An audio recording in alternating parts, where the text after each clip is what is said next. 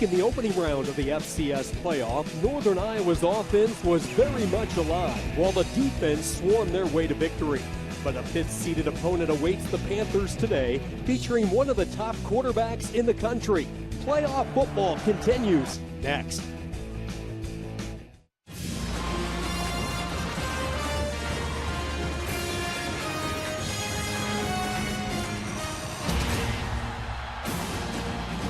The NCAA FCS Football Championship is presented by Northwestern Mutual. The road to Frisco, Texas rolls through the Midwest. Normal, Illinois, a good look inside Hancock Stadium. Two Missouri Valley football schools collide. Northern Iowa, Illinois State in the second round of the FCS playoffs. 2014 sliced down to 16 a week ago. Today we introduce the top 8 seeds.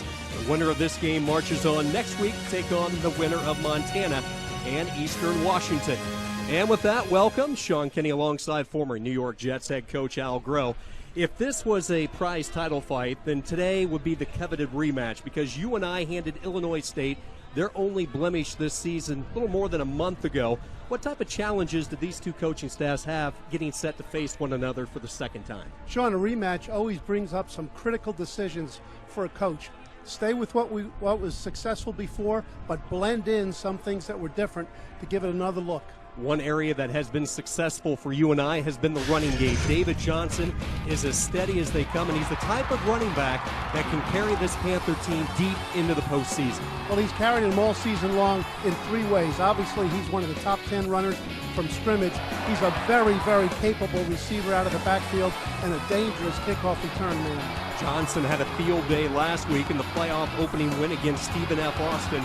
4 touchdowns for the Panthers senior back, and you saw him as a receiver out of the backfield. Trey Roberson on the other side, he was taking snaps for Indiana last year, but he's found a new home in Norman. Well, he didn't even get here until August, Sean, so his progress and development since the first game of the season against Northern Iowa has been significant. Roberson struggled in the first matchup. 2 veteran coaches, Brock Spack, the reigning Missouri Valley football Coach of the Year, Mark Farley, and the UNI Panthers about to collide. Welcome back to Normal, part of Jimmy V Week for Cancer Research on ESPN as we continue our commitment to the V Foundation and Jim Valvano's dream to defeat cancer. Take a look at the weather conditions here in Normal, Illinois. 35 degrees. That wind could be a factor. It's coming in from the north at 10 to 15 miles per hour. No precipitation expected, just cloudy skies, overcast conditions. What a job for Mark Farley. He has become the face of Northern Iowa football in his 14th year. Has guided the Panthers to 3 semifinal appearances and 1 championship appearance back in '89. Brock Spack on the other side has built this program back up to the success it once enjoyed. His 6th season running the show here in Normal. Let's see how these teams plan for success. Brought to you by Northwestern Mutual, and for you and I, it all starts with David Johnson. You see the numbers he put up last week against the Lumberjacks. 18 starters off a team that went 7-5 a year ago. And then Trey Roberson, the former Indiana Hoosier, has taken over this program. They felt he was the missing piece the past couple of years. They have the quarterback in place, immediate dividends for the first time, striking double-digit wins in the regular season. And Sean, both of these head coaches were highly successful defensive coordinators at their alma mater. Obviously, Coach Farley is still at his alma mater, but they've shown that you can bring a defensive philosophy and foundation to a team and also be a high-scoring offensive team. Very well blended teams between their offense and their defense. Northern Iowa's special teams have been spectacular, and they were a huge role in the first meeting with these two teams. In fact, the Panthers special teams accounted for 14 points, a block punt return for a touchdown, and then a 98-yard kickoff return for a score. And that was one of the areas that Illinois State knew they would have to clean up here in this rematch. And Sean, in winning the coin toss and deferring, the Panthers have chosen to have the wind at their back here to start the game. So Schmedeke with the strong right leg and the wind at his back with a deep kick. Kevin Allen on the return, blows it out past the 25, up ahead to the 27-yard line, and we will get our first look at the number one offense in the Missouri Valley Football Conference, and a big reason, Trey Roberson, a 6-foot junior out of Indianapolis, spent 3 years with the Hoosiers, decided to transfer late last year after he split time with Nate Sudfeld. He did not want to go with that platoon system, wanted to be the main guy. He found a home here in Normal late July, early August, and as Coach Groh mentioned earlier, he has continued to develop and blossom and now appears to be hitting his stride at the right time. Roberson, who can throw the deep ball well, fires a strike. A sliding catch made by John Mark Anderson at the 49-yard line. So a good start for Roberson as we take a look at today's impact players, and it's all about the passing game. You feel Roberson's going to have to open it up today. Well, they just did it to start with, going play action on the first play of the game, which negates what is a very effective Panthers pass rush. 24 yards on the game's first strike. The young freshman, John Mark Anderson, and immediately Illinois State on the UNI side. Roberson with the read, and they give it to Marshawn Coprich, and he gets 3 or 4. Oh, yeah, lost in all of this talent, the reigning Missouri Valley Football Conference Offensive Player of the Year, Coprich. What a season for the junior. Over 1,600 yards rushing and 21 touchdowns. Amongst other things that are very similar between these two teams, it'll be a battle between two highly productive tailbacks. Third in the FCS, 1,683 yards, closing in on a school record this year, just 60 yards away from Illinois State's all-time single-season rushing mark. Roberson to throw for the second time, flush from the pocket. This is where he's dangerous. He'll float it down the side. Incomplete. Good coverage downfield. It was Coprich, but he was all guarded by McMakin. Well, watch him spin out to his left, Sean. This is something that he's very good at. One of the key things for this Panthers pass rush is to keep Roberson within the pocket and not let him get to the outside. He throws very well on the run, either left or right. Now, this third down, this is a situation where the Panthers have been particularly effective. I would anticipate zone coverage in this particular case with a 4-man pass rush and games up front. Keep an eye on Cameron Meredith, number 19. He split to the bottom of the screen. Roberson's looking his direction, feels the heat, fires over the middle, and it's caught. And Meredith slips free down to the 10, finally caught by Dorliant. But a third down conversion, and we talked about it. Cameron Meredith, the hottest receiver right now on this team. Well, he certainly is, and Roberson looks like a real leaguer on this play, stepping up in the pocket, throwing the ball on the move. Meredith has really come on here late in the season, and watch how he snatches the ball away from his body without being a body catcher. Now, this is the part of the field, Sean, in which Roberson really comes to the front as a ball carrier himself. Option plays, quarterback keepers, they really utilize his skills as another runner in the red zone. And Roberson's going to be forced to use an early timeout. He spotted something to his disliking, so he'll talk it over with Brock Spack and company. Illinois State, that's their first. Well, you don't like to use a timeout this early in the half, Sean, but when the ball's in the scoring zone like this, you want to make sure that everything is right, that nothing's amiss, and that clearly was the intent. Spack's Redbirds on the move. They'll have it first and goal when we come back. Opening drive for the Redbirds as they get set for their fifth play. They have it at the UNI 10. After the timeout, Roberson will hand the ball off, and not much for Coprich over the left side. He was brought down by Alice, who had a dominant performance in the win against Stephen F. Austin last week. Yeah, Sean, the matchup between the defensive tackles O'Brien and Williams of UNI and the inside three, the center and the two guards, led by the center, Robert Rothie, is going to be critical to the ability of the Redbirds to run the ball.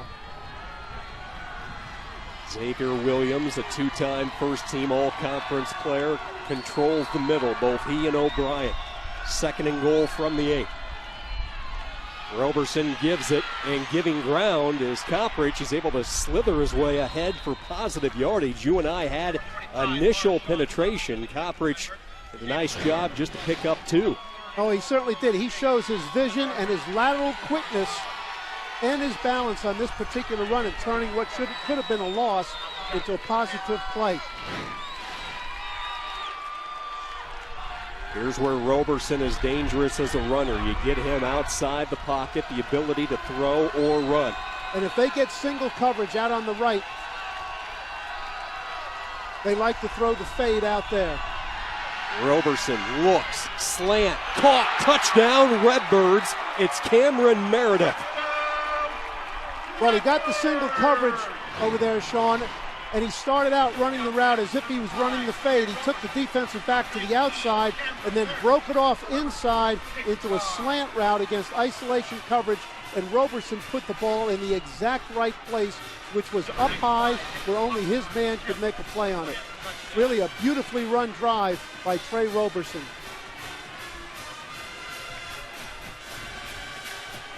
Nick Aussicker with the point after. And how about the start for Illinois State? Cameron Meredith with his 7th touchdown catch of the year. Redbirds fire the opening salvo.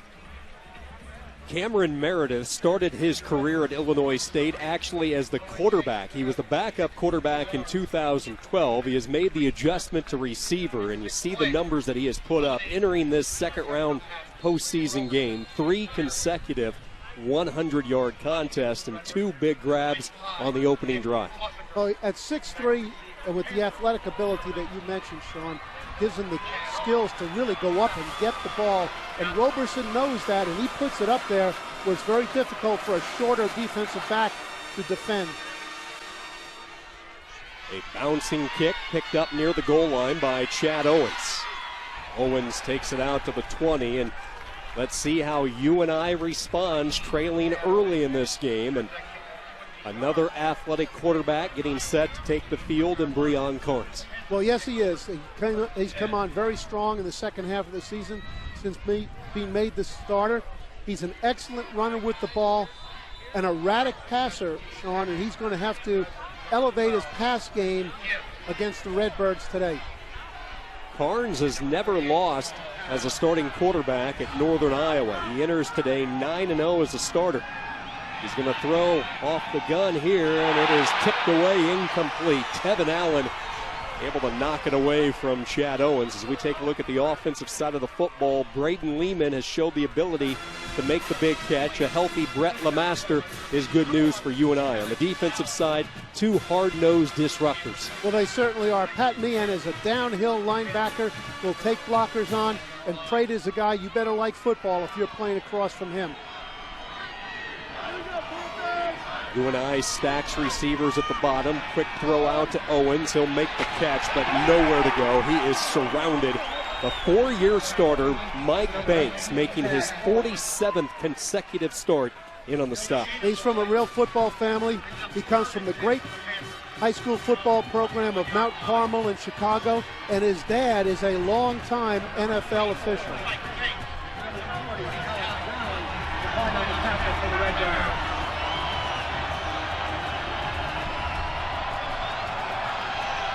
Four wide receivers in for the Panthers. Illinois State rushes 4. Looked like Carnes was hit, and it falls incomplete, and it's a 3-and-out for the Panthers.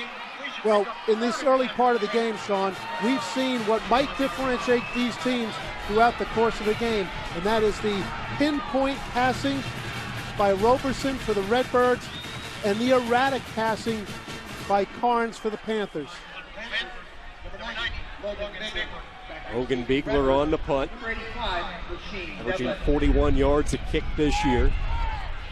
Line drive kick with that win. Neblett picks it up on the first bounce, and then he is jumped on at the 33. 34-yard punt. Illinois State behind the Trey Roberson strike on top early, 7-0.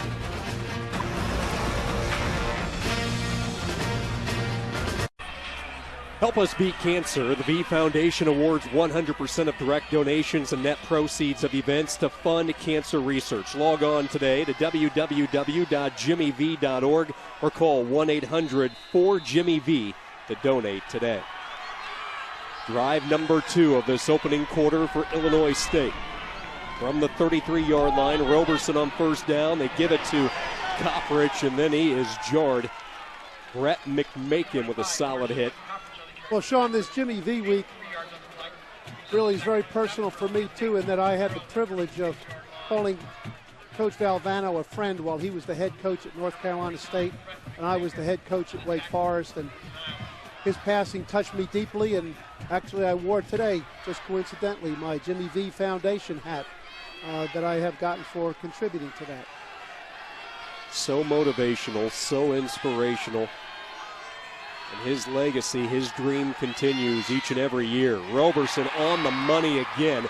Anderson with his second catch as he is banged around, finally corralled at midfield. 14 more yards. And every one of these 4 completions, Sean, have these 2 things in common. One, they are inside breaking routes. Every catch has been heading towards the middle of the field, and every one has been delivered with pinpoint accuracy, so the receivers really don't even have to extend for the ball. Roberson 4 of 5 for 79 yards. He's nearly matched his production in the first meeting. He really struggled. 15 of 35 for 127 against UNI the first go around. Big hole, and there goes Koprich into the secondary, just carrying defenders. Finally brought down at the 29. In this game, Sean, the Panthers have gone almost exclusively with a 2-deep secondary, which means they're not adding any defensive backs to the box to stop the run.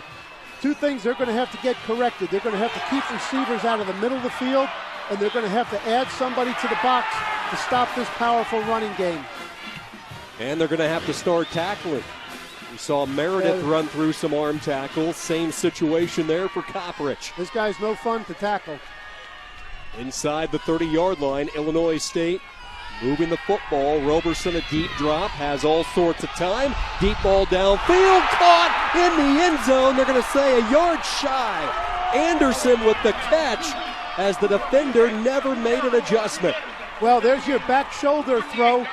When the defender runs with him in that particular case, it was the nickel man, Deshaun Dexter, who was in there, and that's a tough matchup with a hybrid-type safety against one of the fastest players on the team, and that's John Mark Anderson, who in high school ran the 4x100, so we know what kind of speed he's got. Already 3 catches for Anderson. He entered the game with 5 catches all season. They bring in the blocking fullback. This is Koprich, stood up, but keeps the surge going, and this game all Illinois State early. The Redbirds go to their power formation with multiple tight ends and a fullback. One thing you can count on the goal line, they're going to run this load power, particularly to the left side of their offensive line, which is the strongest side of their offensive line. Very impressive in every aspect so far, Sean, for the Illinois State Redbirds offense. They've run the ball with authority. They've thrown the ball explosively. 5 plays, 67 yards. Marshawn Koprich with his 22nd rushing touchdown of the year. Trey Roberson already with over 100 yards through the air, and Illinois State off to a strong start. Speaking of strong, the Missouri Valley Football Conference sent 5 teams into this year's fray of the FCS playoffs. All 5 still kicking in round 2. North Dakota State, Illinois State shared the conference crown. You see UNI behind a strong second half at 6-2. South Dakota State, Indiana State, the other 2 playoff qualifiers. This is a strong conference, John, with a great tradition, great rivalries over a long period of time. This is a hard-nosed, physical football conference. Just to give you an idea how tough the Missouri Valley Football Conference was this season against other FCS conference opponents. So non-conference FCS opponents this year, the Missouri Valley Football 26-1. That one loss was South Dakota losing to then number 4 Montana in Missoula 28-20. And South Dakota, as you saw in that last graphic, did not win a game, yet they pushed one of the powers in the Big Sky to the wire.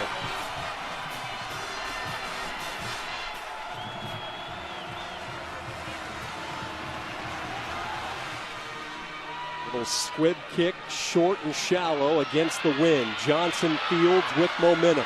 The very dangerous David Johnson takes it out to the 45. And let's see how the Panthers respond. Boy, you talk about taking a shot to the gut early on the road. Well, the Redbirds, remembering how Johnson ran the kickoff back 96 yards for a touchdown against them in the first game, tried the little pop fly kick to try to keep him from getting a solid run back going. But the wind held the ball up, and Johnson got the ball just like Coach Farley hoped that he would. 3 passes to start the game for the Panthers. I'm sure they want to get Johnson established on this drive. Lehman is the tight end to the right, and they will hand it off to Johnson. Not much to work with. He'll push on to the Redbird side, brought down by Prate. Well, Prate, as he was in the first game, is going to give them a lot to handle in the middle of the defense for the offensive line from Northern Iowa.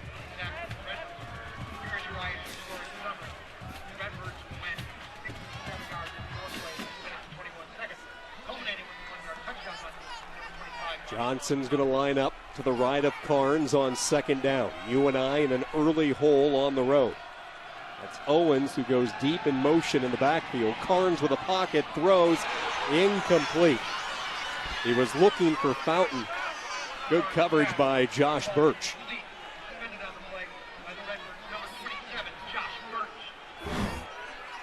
Well, Birch played that perfectly, Sean, and then he got inside position on the receiver and shielded him from the ball.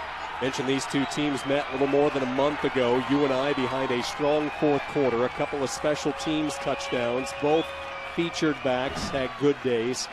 3 touchdowns for Copperich. Johnson was well over 100. But a different-looking Illinois State team early on today. 3rd and 8.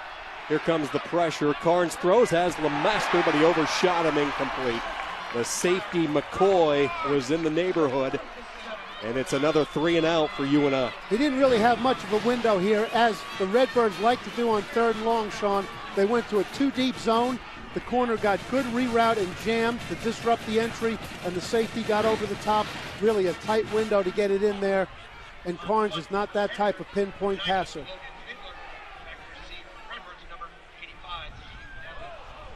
Igler had trouble with the snap, gets a good kickoff, a high spiraling kick.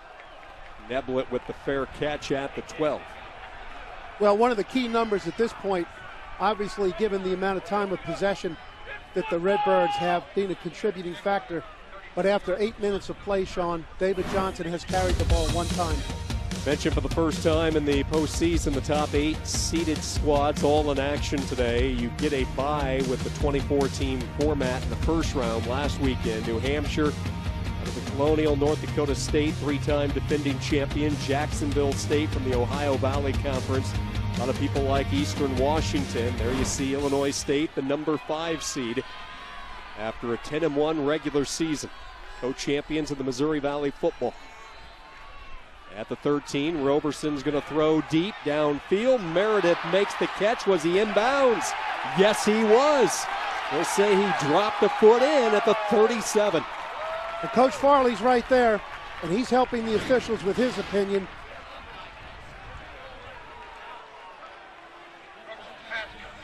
We can see that the ball is thrown up high, taking advantage of Malcolm's height. You see Illinois State rush up to the line. They wanted to get a playoff before Farley could challenge, and Mark was able to get the challenge and take a second look at it upstairs. 2-second timeout. Ball.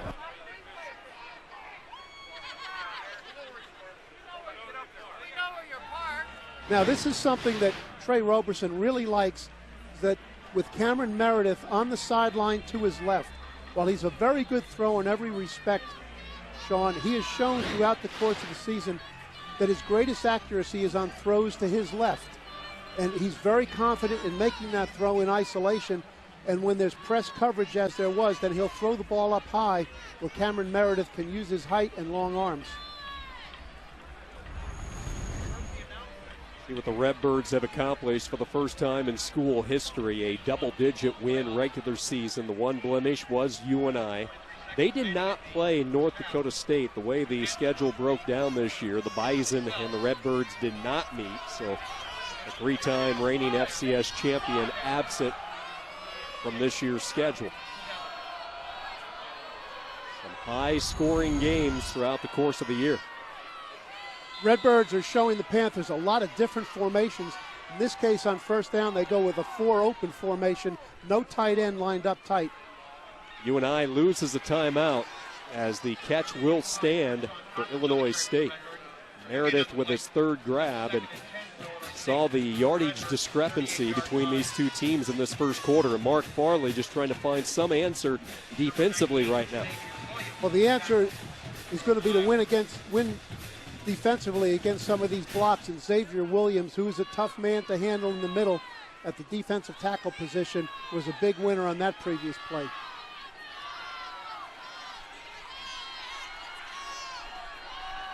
Panthers staying with their two-deep defense. Look at the time for Roberson. Drifts right, has Barton out in front. He'll tuck it across the field. Roberson tripped up at the 46-yard line. Well, there's a perfect example of his versatility as a runner. He's got real good speed. And watch on the outside to the left as the rusher ducks inside, showing unawareness there, Sean, of his ability to get to the outside. You've got to keep this guy in the pocket. He's too dangerous as a runner, but also as an excellent thrower on the run when you let him out of the pocket. He put up good numbers in the turbulent waters of the Big Ten Conference in Indiana. He's brought that same success here to the FCS level. Third down, and Coppridge will move the chains. On to the UNI side, brought down by Kilfoy, the physical safety at the back end for the Panthers. The Redbirds started in an unbalanced formation, which caused the Panthers to overshift to the offensive right, but then brought O'Shaughnessy back in motion to balance it up, and they gained a numbers advantage.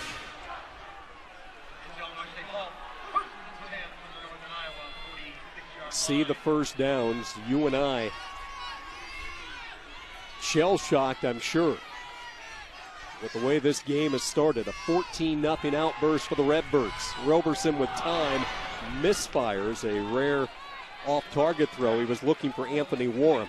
And this is the first time that we've seen UNI come down with a one-high safety and play a three-deep zone. And that's one of the ways to try to close off these inside passing lanes that Roberson has taken such advantage of.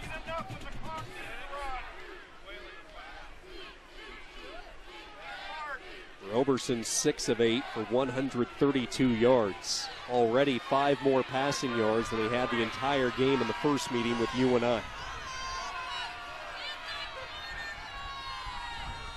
Second down give, they stretch it to the short side. Coppridge, not much. He's knocked out by the coach's son, Jake Farley. Yes, Brett McMakin, who's also a very, very versatile player. He plays on the line of scrimmages, a defensive end. He plays off on the slot as a linebacker. Was able to get out there and force him to the edge. UNI fans trying to make some noise. They have a good contingency from Cedar Falls here. Illinois State has been tough, 3 for 3 on third downs. And it appears that this will be another two-deep zone coverage by UNI, which is what it is. Panthers rush 4. Roberson steps up and has his man. The tight end O'Shaughnessy with the catch at the Panther 28. Well, that's good scouting and good preparation by the Illinois State coaches, first of all, and then Roberson knowing what was going to happen. What do I mean by that, Sean? UNI has a strong tendency to play a two-deep zone, often called Tampa 2, and that's the exact right place to go with the ball. That's the biggest opening. Roberson knew exactly what to do with the ball. Everything clicking early for Brock Spack. Another third down conversion. See the two tight ends, Joe Farmer and O'Shaughnessy. They'll give it to Coppridge, and he does a lot of dancing. A marker comes in. Spun down by Adam Reth. Let's see what the marker's all about. UNI indicating it's a hold. Yeah, it looks like maybe Joe Farmer, the second tight end in the game, got a little sloppy with his hands. Offense, number 80. 10-yard penalty, still first down. Greg Wilson, today's referee, and the holding call against the Redbirds. The Copperiches come out of the game to take a little rest in this particular case, and as they will do on occasion, they'll come in with a backup tailback, and in this case it's Jamal Towns who's done a nice job when he's come in the game. Towns is a sophomore from nearby Harvey, Illinois, out of Thornton High School.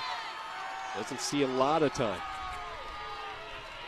Two tight ends still in there. They've brought in Clements now as a second blocking tight end. Roberson's going to throw off a play fake. Little wobbler, but it's effective.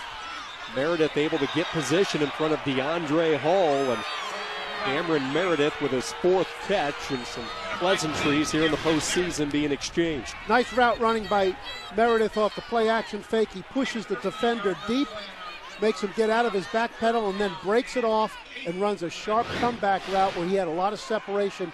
And once again, Sean, that pass right on the mark, an easy ball to catch. This Trey Roberson is the hottest thing in this cold stadium today. 4 catches, 78 yards from Meredith, and we still have 3 minutes to go in the opening quarter.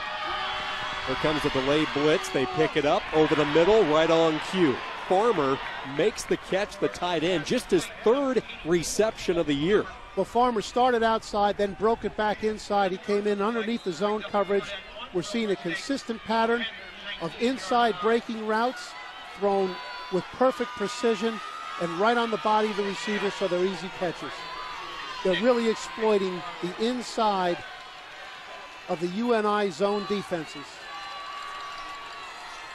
The Redbirds have gone unbalanced here, Sean. They balance it up with the tight end coming back over. 3rd and a yard. Roberson's going to keep it. Option look, and he will pick up the first down. Roberson with some patient running. Busher able to corral him, but not before the Redbirds convert yet again on 3rd down. Well, both short yardage and red zone, both of which were in play here, is when Trey Roberson really comes into a play as a runner.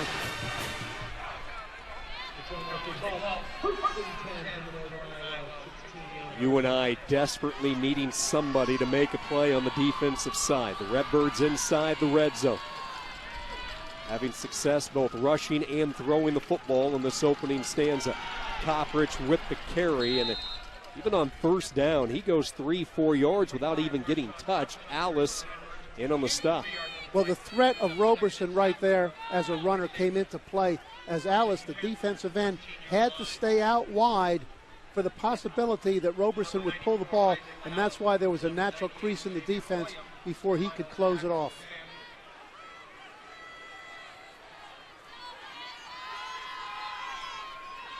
Brock Spack, knowing his team is dominating the line of scrimmage in this first quarter, and he has a red-hot quarterback. Roberson on a design draw up the middle. Up yardage as he gets inside the 5. Right, be close to another 1st down. Well, here we got a perfect example, Sean, of the Redbirds utilizing Trey Roberson as a red zone runner. So even though there's only one designated back in the backfield, obviously in Copperidge, a back that has to draw a lot of attention, there are actually 2 runners back there in the red zone, with Trey Roberson being just as explosive. Nice call by Kurt Bethard, the offensive coordinator. You have the entire playbook to choose from here. Illinois State has set it all up. 1st and goal from the 5. And it will be Roberson on a fake, trying to scoot to the outside. McMakin chasing, able to keep containment and force him out of bounds. Number 5, Trey Roberson on the carry for the Redbirds. Gain of 1 yard on the play. Brings up 2nd and goal for Illinois State.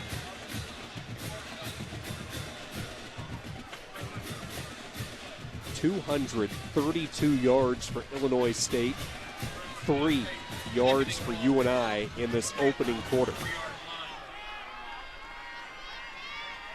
Number 49, Brett McMakin in on the tackle. Illinois State looks like they're going to be content to switch fields and get the wind at their back for the 2nd down play. The Redbirds have never lost here at Hancock Stadium since they renovated this facility last year. A perfect 7-0 at home this year. And they are looking good after 15 minutes. Meredith started the scoring. Coppridge finished it. Illinois State by 14 after 1.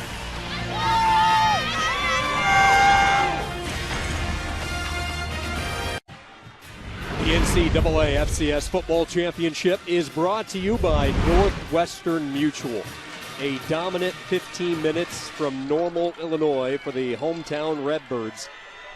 25 plays to UNI's just 6 in the opening quarter. It's the Redbirds looking for their third score. Coppridge, who has 1 touchdown, gets the call and stood up at the 2, setting up a third down for the Redbirds. Number 25, Marshawn Coppridge on the carry for the Redbirds. Gain of 2 yards on the play. Here come the big boys for Illinois State. They're going to go to their big goal line lineup. What they have favored in this situation, Sean, is the power play to the tight end side. Wouldn't be surprising, having scored on that earlier, if we see a play-action pass out here on the 2-yard line. Roberson is thrown for a touchdown. Coppridge has run for the other. See the 2 tight ends, they'll switch to the left. Receiver both ways. Roberson looking right, throws underneath, caught, touchdown. It's Meredith with number 2. Well, the same combination. Once the Redbirds went into their 3-by-1 formation to the left, the Panthers were left with playing isolation coverage out here on the offensive right, in the matchup of the 5'11" DeLorient against the 6'3" Cameron is just too much.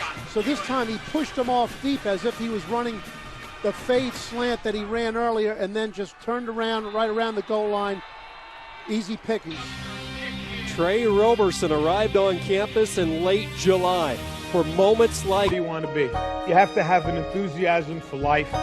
You have to have a dream, a goal. You have to be willing to work for it.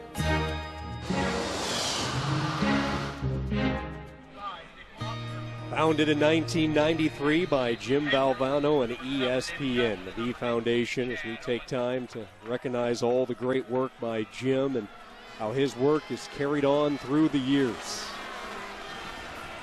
Speaking of work, UNI with a lot of work to do. Down 21-0 on the road in the second round FCS playoff battle. David Johnson on the return. Johnson gets to the near side, escorted out at the 27. The 2014 NCAA Division I Football Championship continues next weekend. All games will be on the Watch ESPN app and ESPN3. For more information, go to NCAA.com, the official online home for all 89 NCAA championships. Offensively here, Sean, UNI just has to take the approach that the game is just starting. They can't look at the scoreboard. They've got to get something established, and that number one thing has got to be David Johnson. They will try to get Johnson going, but he has nowhere to go. Teddy Corwin down the line with penetration. Well, Teddy Corwin's an All-Missouri Valley Conference defensive selection. He's effective against the run. He's a terrific pass rusher, and he was just too athletic on that particular play to be blocked. 7 plays, a grand total of 3 net yards for the UNI offense in this first half. They give it to Johnson up the middle, and not much. He scrapes ahead to the 32-yard line, brought down by Braden Prate. Yes, you mentioned Prate right at the top of the broadcast here, Sean, about what a factor he's been in the middle of the line, and very physical player.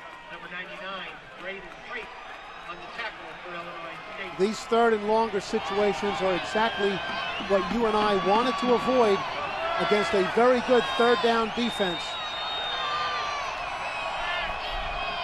They're going to press the outside receivers. Here comes the pressure up the middle. Carnes throws, and a nice adjustment is made on the back shoulder, and UNI picks up the play that they so desperately needed. Vereen with the reception. Very nicely thrown. Vereen is the most explosive deep threat, and it was press coverage on the outside, man for man, okay, with Vereen against the shorter 5'7" Mike Banks, and in that case, Carnes emulated Roberson. 23 yards on the strike. Let's see if that puts a little life into the UNI offense. Not here. Johnson swallowed up at the line of scrimmage. David Perkins, the former Ohio State Buckeye, in on the stop.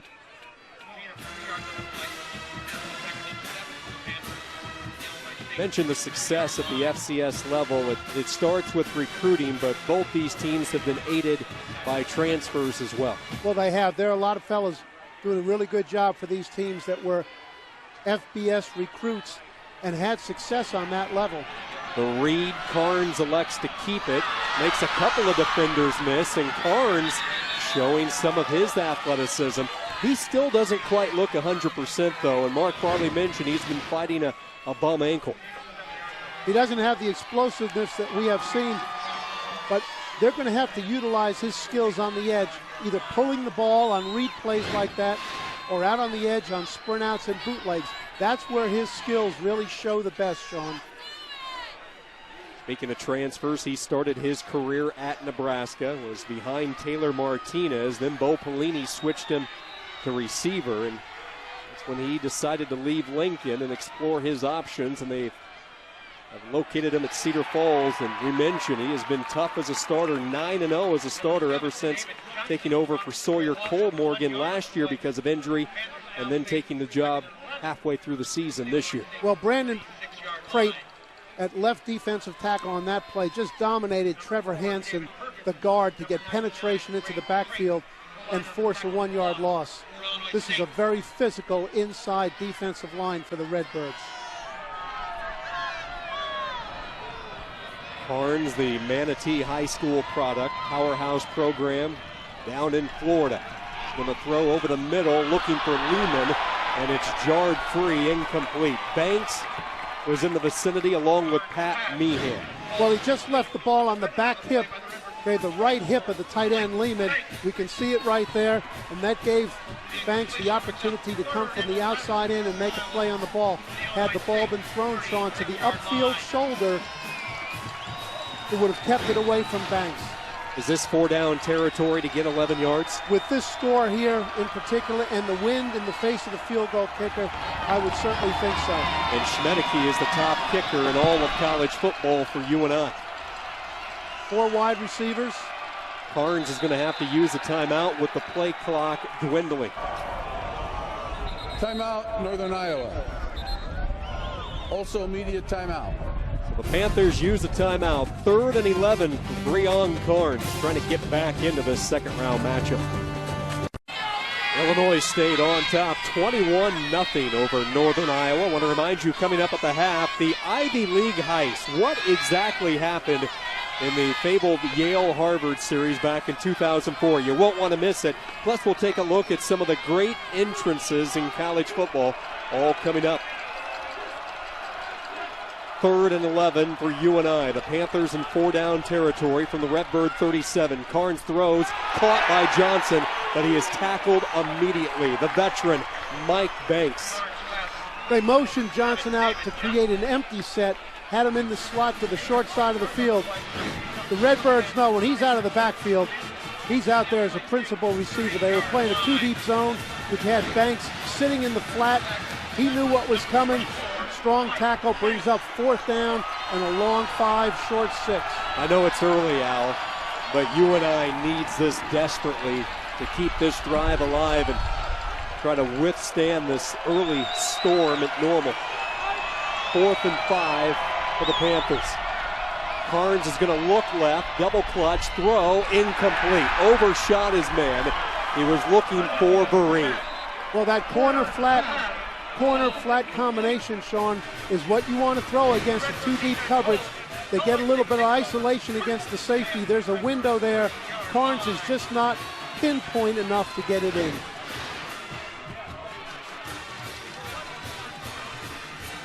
Mark Farley's offense turned away, and it looked like maybe they had something started. Now with the Redbirds back on offense, Sean, Kurt Beathard, the offensive coordinator, in his first year here at Illinois State, has obviously planned to exploit the matchup out here on the corner with Cameron Meredith on the shorter Panther corners. They stretch play it to Copperidge, and look at the yards after contact. That just doesn't happen against UNI, but we've seen it numerous times in this first half. Well, not only has Meredith dominated out there as a receiver, but he used his 6'3" size against the 5'11", 176-pound corner, DeLorient, and really opened the lane for Copperidge to bounce the ball outside. This is a heck of a game so far overall for Cameron Meredith. Copperidge starting to get his yards, 11 carries, 49 yards for the Missouri Valley Football Conference Offensive Player of the Year. This time they stretch it left side. Not much, really, for the first time. Xavier Williams, we mentioned the two-time first-team all-conference down tackle for the Panthers. Yeah, Xavier played that block with real nice leverage, used his hands well, got separation, pushed the blocker down into the ground. He was in perfect position on the cutback. You got to be there right away on these cutbacks with Copperidge because he's got really good vision. He's a one-cut runner who's going to go north and south towards the goal line. Now we have three receivers over here to the left. Roberson to throw for the first time on this drive. Slips away from two Panther rushers and now is forced to throw it away. Busher was closing in. The UNI pass rush was extremely effective in the first matchup between these two teams. That's only the second time there's been significant pressure on Roberson, and in each case he used his athletic ability to at least avoid a sack and a negative play. What do you see as the main difference in that category for Illinois State? Why the improvement today? It's really an execution, man against man circumstance, Sean. It's been four-man rush against the offensive line. Illinois State looking to go 7 for 7 on third downs. Roberson lets it fly, and it's caught at the 38-yard line. Terrific concentration by Scott Kuhn, the senior from Aurora. A significant comparison also because this is a very similar third down pattern to the one that the Panthers just threw on the previous 4th and 6. And the difference between the quarterback's ability to stand in the pocket, read the coverage, and throw the ball to the appropriate window is very apparent. Two plays that really highlighted what's been the big difference in this game so far, or one of the major differences, Sean, is the quarterback play. Roberson is spreading it out as well. 10 completions to 4 different receivers as they attend to an injured Panther. Looks like that's the safety, Ray Mitchell. There were, against that zone coverage, there were really multiple players open in really some of the same places on the field that they have been the whole game. Take a look and try to see what happened to Mitchell. It happened on the collision there with Kuhn.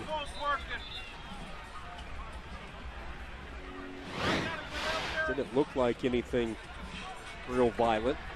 Hopefully Mitchell's able to go. He's a key cog in that secondary. A couple of interceptions this year. He had a record-setting day at the Unidome last year with 2 pick-sixes against Western Illinois. He's a playmaker, senior from Irving, Texas. Here comes a delayed blitz. Roberson flush and still hits. Finds Warren at the 34-yard line. Well, the Panthers tried to switch up here. They go to a 3-man rush, then try to add a linebacker late. You can see over here on the offensive left that Ailes is probably pulled back inside by the offensive left tackle, who gets away with hands extended. With this front line for UNI, with McMakin, O'Brien, Williams, and Alice, these are guys that have been able to generate pressure. UNI is not a real blitz-heavy team because they can get pressure from those 4-down tackles.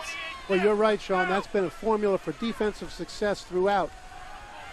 Roberson looking, and he is forced to get rid of it. Drugged down by Alice, who finally was able to crack through. They haven't had many shots at Roberson in the backfield, but that time Alice got through. Yeah, he was wanting to throw a screen pass back over to the other side of the formation. The runner could not get out and get clear, so he just flushed out to his right and eventually took advantage of the rule, allowing him outside the tackle box to throw the ball away. We've now got a critical 3rd down situation, which is probably in 4-down territory. We have some confusion in the Panthers front, but they were unable to make the third down nickel substitution that they wanted to make. It's been that type of day for you and I. Illinois State will have it 3rd and 6 when we come back. 21-0 Illinois State on top. 7:37 to play in the first half. Second round of the 2014 FCS Championships. 24 teams started a week ago with the aspirations of making it to Frisco, Texas. 24 teams spanning out over 11 different conferences. The winner of this game meeting up with the winner of Eastern Washington and Montana. Those two teams kick off a little bit later on. 3rd down and 6 for Roberson. Look at the time. Down the middle, overshot his receiver. Anderson was open. 4th down coming up for the Redbirds as we take a look at the other half of the brackets. Jacksonville State out to an early lead on Casey Keeler's Sam Houston State program. 3-time defending national champ North Dakota State in a rematch against South Dakota State. The Bison defeated the Jackrabbits earlier this year, 37-17. Quarterfinal action next weekend on the ESPN networks. John, as you commented, he had a lot of time to throw it, and in the first matchup, right tackle Jermaine Barton, the transfer from Miami, had a rough time. He's clearly been challenged. His competitive spirit has been challenged. I'm certainly by the circumstances, but probably by his coaches also. And he's really doing a nice job over there against whoever UNI tries to put up against him. They mentioned Barton, the big right tackle, the senior out of Fort Lauderdale, Florida. He has big upside. He's caught the attention of some NFL teams. According to Coach Brock Spack, will probably be more of an interior guy at the next stage, if that's the angle he elects to pursue. As we take a look at the Illinois State Redbird history, located right here in Normal, the oldest public university in the state of Illinois. Enrollment close to 19,000, making their 5th NCAA appearance. So they're going to send out the kicker with the wind at his back. Nick Ausicker, who's long this year, is 41. Does not have the length, and it falls well shy. Do you like that call there, Al? Well, he's on the 35-yard line. Punting the ball is not something you would prefer to do. They decided that with 4th down and 6, it was a little longer than they wanted to go. Yeah, I don't have any complaint with that, Sean. You know, you're trying to score points. You got the lead. Your defense is in complete control of the other team, so field position is not a critical issue at this point. Take another look, and let's see if this ball was tipped at the line of scrimmage, and it was. Well, it looks like it might have been Xavier Williams. In 2012, Sean, he had 5 blocked kicks. So this guy's got a good knack for getting that hand up there, and he did a nice job with that. Imperative for the Panthers to get some points before halftime. David Johnson has not had much daylight all afternoon. He gets 2. Crate again, another stop. Just haven't seen a lot of this Illinois State defense because they simply haven't been on the field. You know, we highlighted David Johnson in the pregame as being a very explosive player, which he clearly is.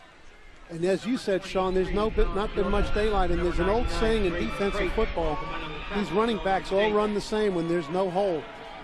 And the Panthers' offensive line has not been able to create any creases for David Johnson. 8 100-yard games this year for Johnson. The all-time greats at UNI.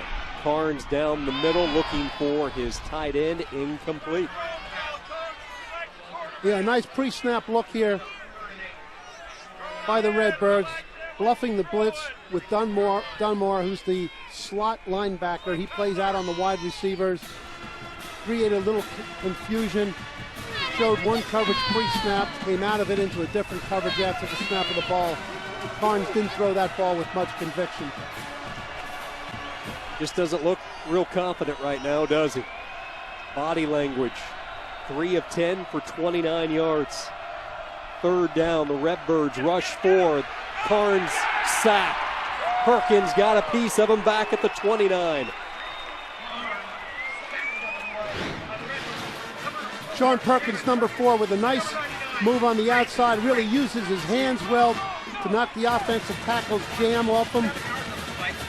He was in the game participant for Ohio State as a true freshman, Sean, and rushed for 1,300 yards as a high school senior. So that athletic ability matched up against an offensive lineman is a big advantage in his respect. Not a good kick by Biegler, but he will get the fortuitous bounce as the Panthers special team unit touches it at the 29. And I just don't think Breon Carnes is at full speed. You saw him limping off the field, and even on that last play, a healthy Carnes does not go down on that contact from Perkins. Well, most likely that's exactly true, Sean. This is not the athletic player that we've seen previously, but besides that, the pass rush was still intense, showing the dominance of the Redbirds' defensive line, and the inability to run the ball has really put the game in Carnes' hands, and that's not the way UNI has operated best. It's been when the ball can be with David Johnson most of the time. Remember, the backup is Sawyer Cole-Morgan, who has been a starter past couple of years. He is the more accomplished of the two as far as throwing the football. They hand it off to Coppridge over the left side. Mitchell, who's checked back in, along with Williams, able to bring him down. We saw Mitchell leave the game on the last series, but he apparently is all right. The safety in on the stop. Well, that's the stretch play where the runner has the intent initially to take the ball to the edge and then break it back to the inside. Xavier Williams, who we mentioned a number of times, blocked the field goal, has had 2 or 3 tackles beforehand, got off his block, and sealed what looked to be a big opening. Redbirds have used the 2 tight ends in the blocking formations with O'Shaughnessy and Farmer. Roberson, a straight drop over the middle, caught. There's Meredith again. Onto the Panthers side at the 46. The ball popped out late, but he was clearly down. And this connection of Roberson to Cameron Meredith, and the Panthers have no answer. Once again, an inside breaking route by Meredith out there in isolation coverage out of the 3-by-1 formation. And we can see McMakin, who's the flat defender in that case, simply overruns the pattern and lets Meredith come inside of him.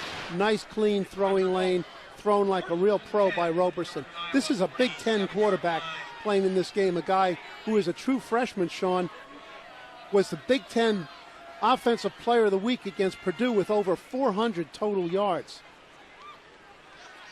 Roberson misfires on first down. He actually had the highest rating in the Big Ten last year, did not have enough pass attempts to qualify. He was 83 of 138 for the Hoosiers, and he finished in a flourish. His last game wearing the Indiana uniform, a school record 6 touchdowns against Purdue. So you look at his body of work and what he has brought to Normal at this FCS level, and how a quarterback can just engineer a game, and that's what we're seeing in this first half. Coppridge over the left side, stood up by Farley, the hard-hitting middle linebacker. It's up a 3rd down. Well, here's the inside zone play in which Coppridge just breaks it to the outside, and really the key to that play, as we saw, was number 24, Tim Guilfoy, who set the edge with his left shoulder and turned the ball back inside to the pursuit. Illinois State 7 of 8 on 3rd downs. Well, here's another 3-by-1 formation with isolation over on the offensive right with Meredith. Panthers nearly get to Roberson, keeps his balance and throws it away. Schultz had the initial penetration, Carter Schultz.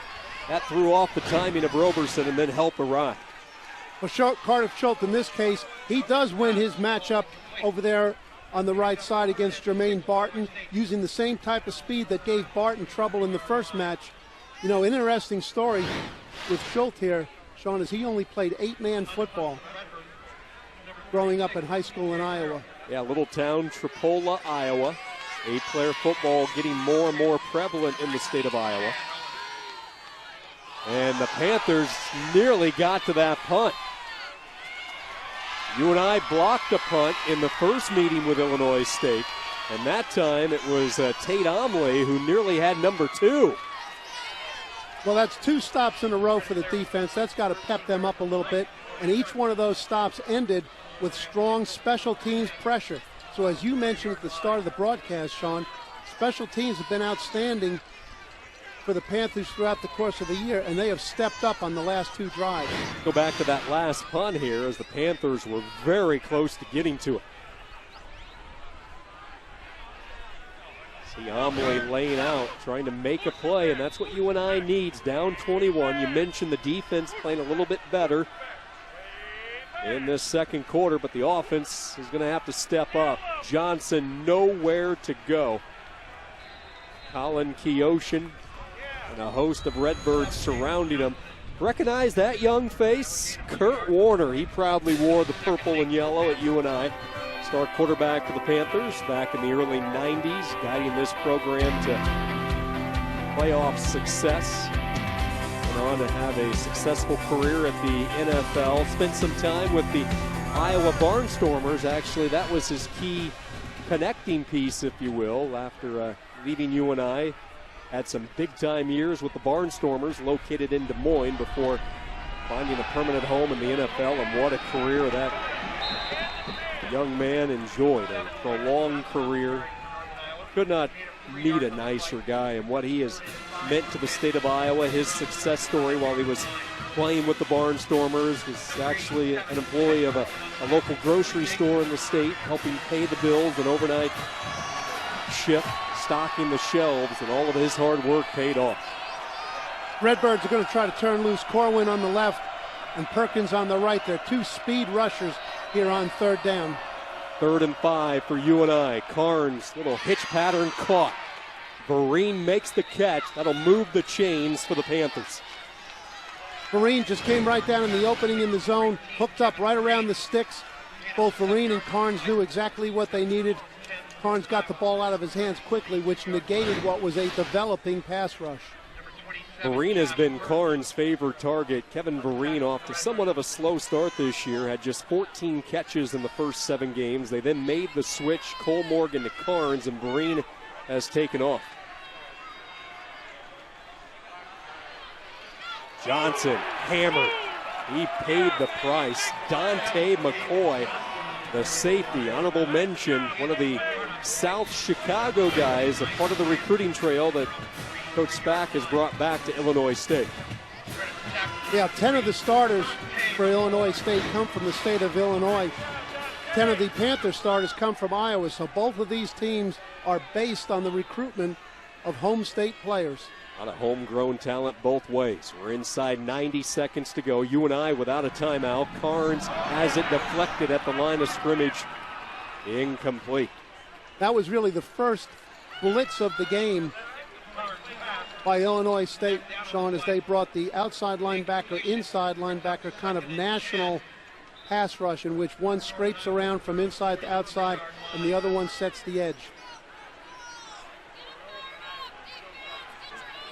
Key here as another 3rd down, Sean. I don't believe that the UNI Panthers have made a first down on 1st or 2nd down.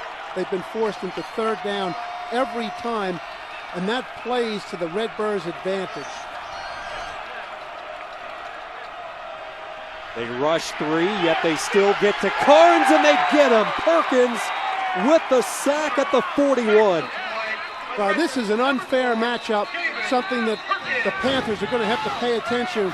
Perkins just has too much athletic ability as a star high school running back who's going forward against a 300-pound offensive tackle who's moving backwards. I mean, that makes sense to anybody. Sean, you don't have to be a football expert to know that a speed player moving forward has got all the advantage over a big player moving backwards. To 1:12. 1 minute, 12 seconds, please. So they'll add 3 seconds to the clock. Illinois State using their 3rd and final timeout. They want the football one more time. Redbirds with the 3-touchdown advantage. It's been another solid season at the FCS level for a number of talented backs. How about the career of Zach Zinner for South Dakota State? Tough chore today running against North Dakota State, but Zinner leading the pack with over 1,800 yards. You see Coppridge, who we're watching today, 1,683 yards. Gus Johnson last week was bottled up for the most part. Stephen F. Austin back by this UNI defense. Neblett with the fair catch. And Illinois State will have it at the 27-yard line, but no timeouts for Trey Roberson. How creative do you get here, leading by 21? Well, in this particular case, it's not more points that the Redbirds need. It's maintain control of the ball. Don't give the ball back to UNI.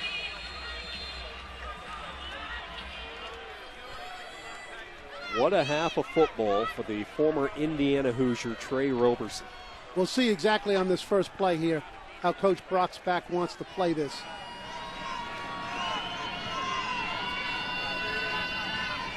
Roberson's going to keep it when he's brought down in the backfield. Williams with the penetration.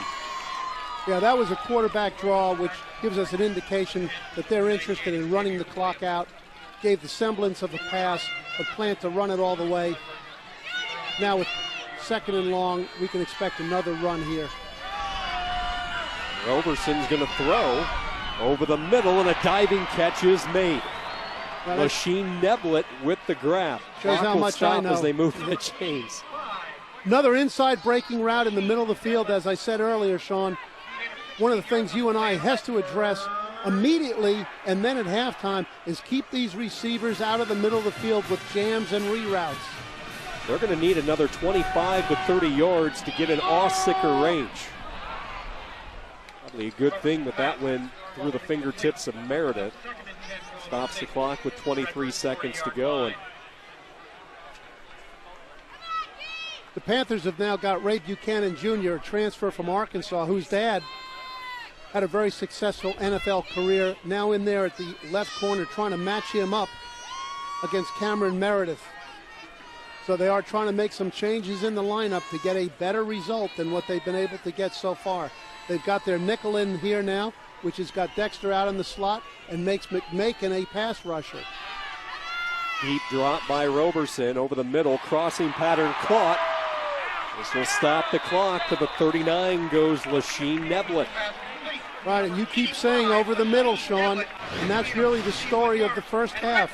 Completions over the middle with pinpoint passing. Clock starts up, down to 7. Might be the final play. Roberson guns toward the side. Neblett gets out of bounds with 3 seconds on the clock. Well, that's what they wanted. They wanted to get the ball closer to a probable field goal attempt. Another really impressive-looking throw, that is, from one hash mark all the way to the sideline, and he put the ball right on the edge of the field, Sean, which those outcuts are thrown to a spot, not to the receiver, and Roberson showed good coaching and good awareness. Nick Aussicker on to attempt a 45-yard field goal. He had a 51-yarder block earlier this half. 9 of 13 on the season. Placement down, kick on the way. It has enough leg, and he drills it. Well, not only those 3 points important and impressive, but as this team goes deeper into the playoffs, they're going to find themselves in end of the half and end of the game situations that'll determine the game, and that should give them a lot of confidence to meet that the next time. Clock management by Trey Roberson and the Redbirds. They love playing here in Normal, all over UNI in the second round of the FCS playoffs.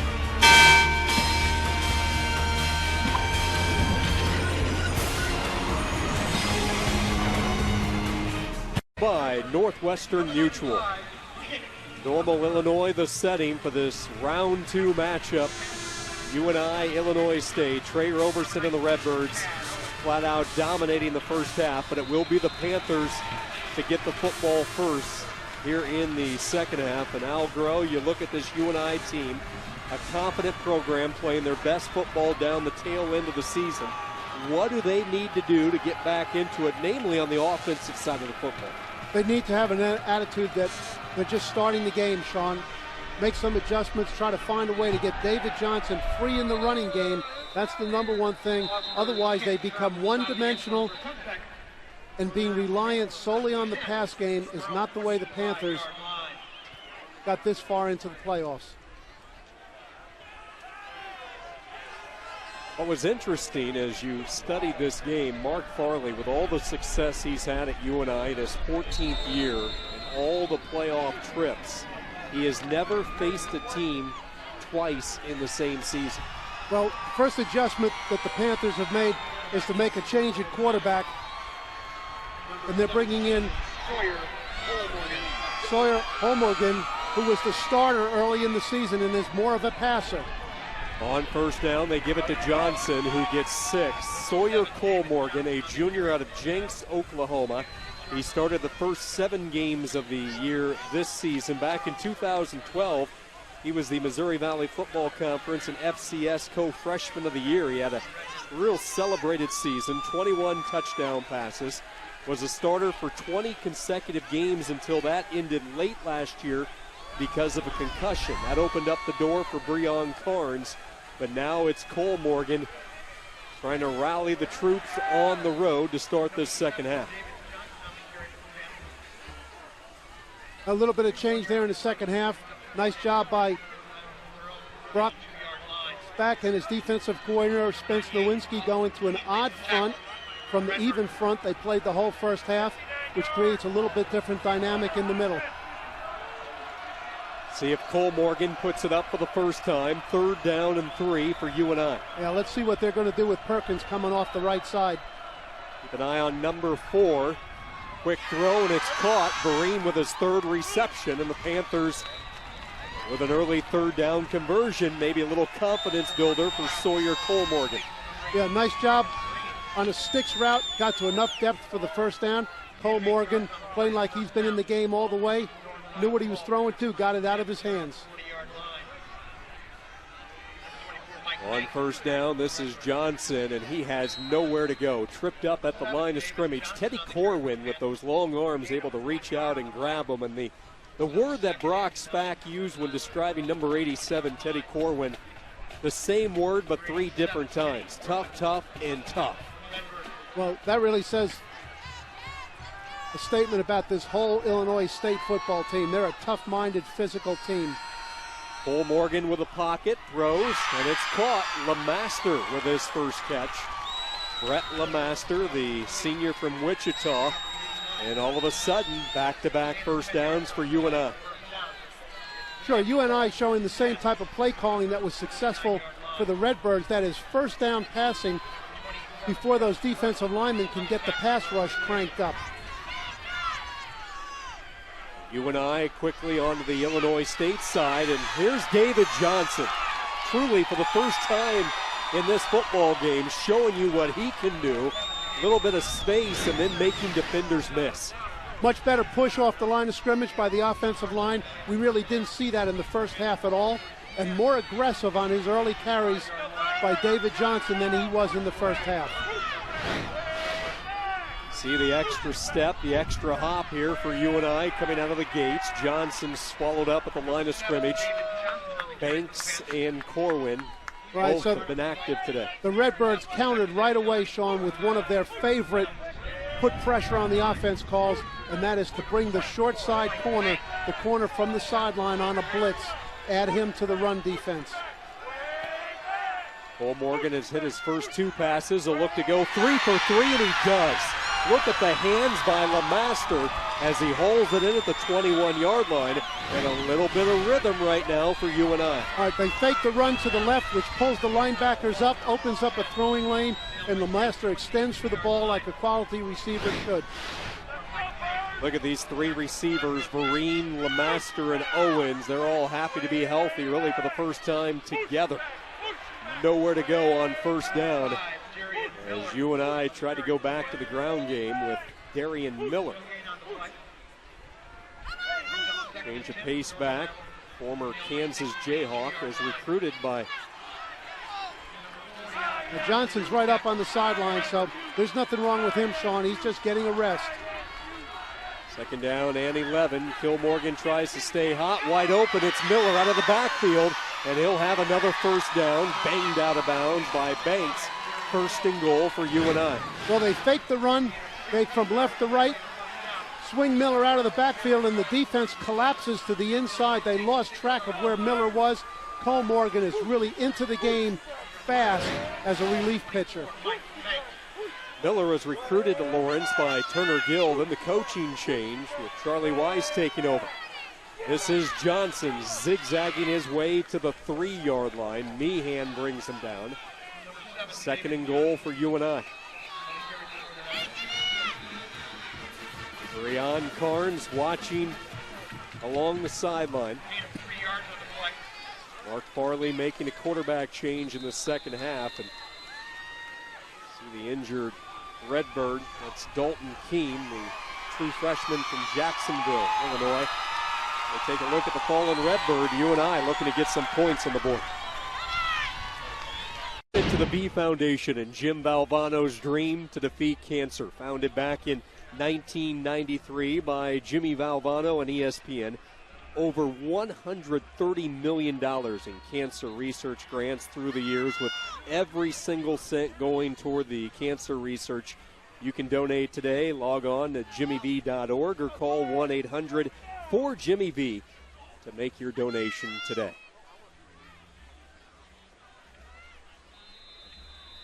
Sean, this is the spot on the field where UNI likes to go to a bigger lineup, maybe with multiple tight ends. Or in this case, they've actually gotten smaller. They've taken their key tight end blocker, Lehman, out of the game. They've got 3 wide and 1 off the line of scrimmage. 2nd and goal. Kilmorgan will keep it. Try to stretch the football forward. He'll be denied. Donnelly with the stop. Well, actually, 3rd and goal. Yeah, we had a little wildcat there, Sean, with Chad Owens, a wide receiver, coming in and taking a direct snap. Chad Owens, a senior out of Urbandale, Iowa. Waukee High School, growing population, growing suburb of Des Moines. So 3rd and goal for UNI. Kilmorgan back in, shotgun set. Trips to the right for UNI. Johnson, the lone back. He'll get the call, and he dropped the ball. It landed in Cole Morgan's lap, and he'll go in untouched.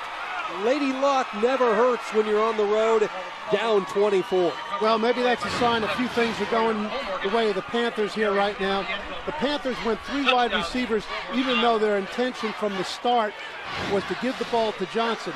However, by staying spread out, they hoped to keep the Redbirds out of their goal line defense. Redbirds got excellent penetration, but the good bounce gave the Panthers their first score. UNI is on the board. Michael Schmedeke adds the point after. How about the work by the junior quarterback, Sawyer Colmorgan? His first series, he puts you. Who's the most popular guy on a football roster? The backup quarterback, especially when they enter the game and orchestrate a 13-play, 75-yard drive, and that's exactly what Sawyer Colmorgan did. Put a little life into this UNI squad, and the Panthers are on the board for the first time with 9:50 to go in this 3rd quarter. He sure did, Sean. Sawyer and the offense came out as if they had something to prove. Now let's see how the defense does. See the bouncing kick against the wind, picked up by one of the upbacks in a nasty collision. One of the upbacks out to the 32-yard line. Help us beat cancer. The V Foundation awards 100% of direct donations and net proceeds of events to fund cancer research. Log on to jimmyv.org or call 1-800-4JIMMY-V to donate.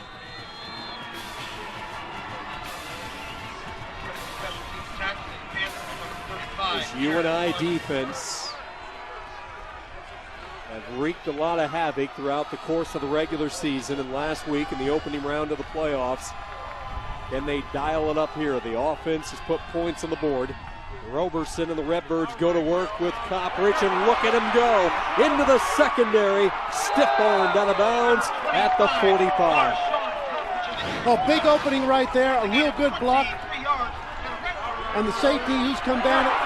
And Copprich, Sean, is almost exclusively a right-handed ball carrier, which means that stiff arm is always with the left arm. So a tackler coming from the inside to the outside, when he's going to the offensive right, better be ready to break down that stiff arm, and he used it to great advantage. With that rush, he now has set the Illinois State single-season rushing records, surplanting Pierre Rembert back in the 2006 season. Copperidge with the carry. He'll bang away for 4 yards. The linebackers Farley and Pusher in the stop along with Williams. Well, this offense has come out as if to shake their finger over at the Panthers and say, no. Don't think you guys are getting back in the game.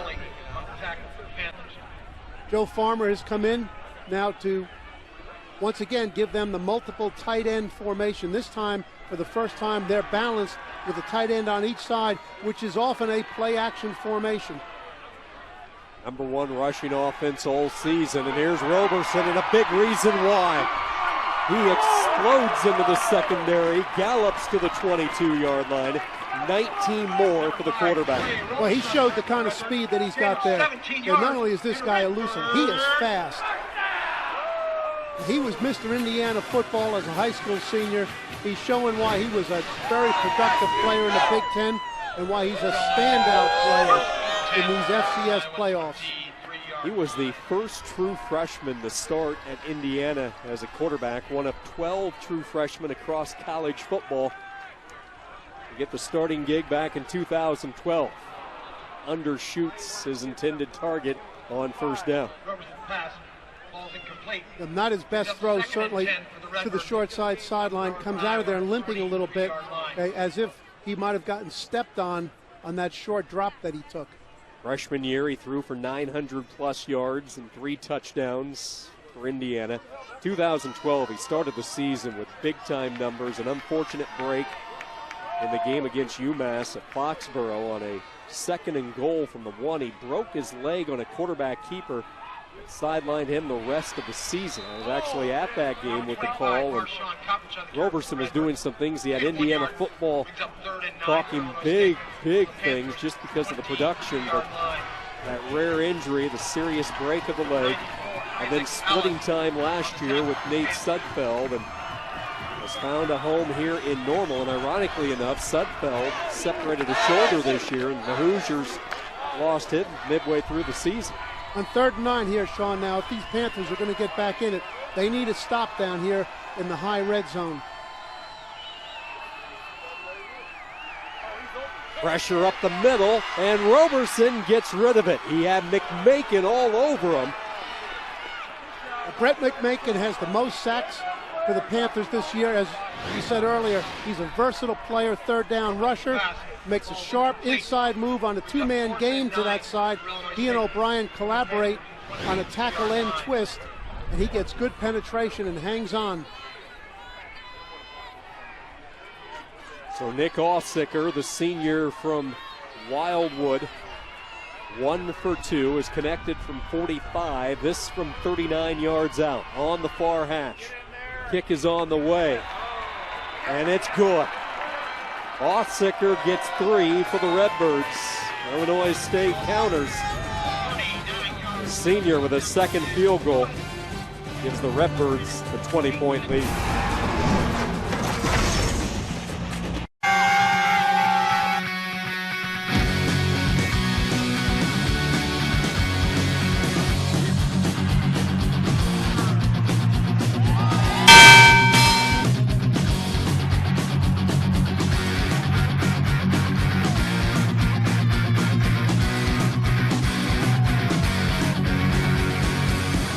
Trey Roberson with a couple of touchdown passes, 2 field goals from Nick Ausicker, the latest coming from 39 yards, and Illinois State back out 20 on UNI in this 2nd round FCS playoff matchup. You see the sun actually starting to break through the cloud cover here in Normal, Illinois. David Johnson on the return takes it out to the 28-yard line. So Sawyer Cole-Morgan out of the bullpen in the 2nd half for UNI, goes 4 for 4, 46 yards, and he takes it from a yard out to give UNI some life offensively.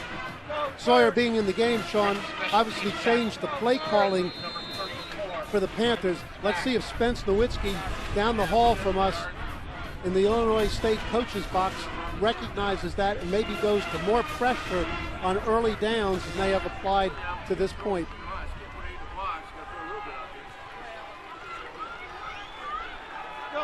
Shut him down now. 4 wide receivers would indicate they're going to stay with the same approach. Pressure up the middle. Cor Morgan hit as he threw it, and it falls incomplete. Well, Cor Morgan was hit by Colin Keoshin. He's an interesting story, Sean. He was a top running back in junior college. He was a running back here last year. But at 6'3", 260 pounds, he's very athletic, and with Coppridge playing tailback, clearly they didn't need a tailback. He moved the defensive line, and in 1 year has had an outstanding season. Yeah, Normal, his third stop started back in 2011 at the College of Canyons, 2012 at Glendale Community College, and now here at Illinois State. See the tackle made by Tevin Allen as he sent Logan Cunningham awkwardly into a midair flip. Take a look at the landing here by Cunningham. Well, that's the type of tackling that's becoming more and more prevalent now, with the emphasis on avoiding helmet-to-helmet contact. Is the tackler coming in low and aggressive with a shoulder tackle, and he did it perfectly. See Cunningham limping around, favoring the right leg. He has unique history with Hamilton Heights. He had the longest touchdown in the state of Indiana in 4 categories his senior year. Kickoff, rush, a reception, and interception, all 95 plus.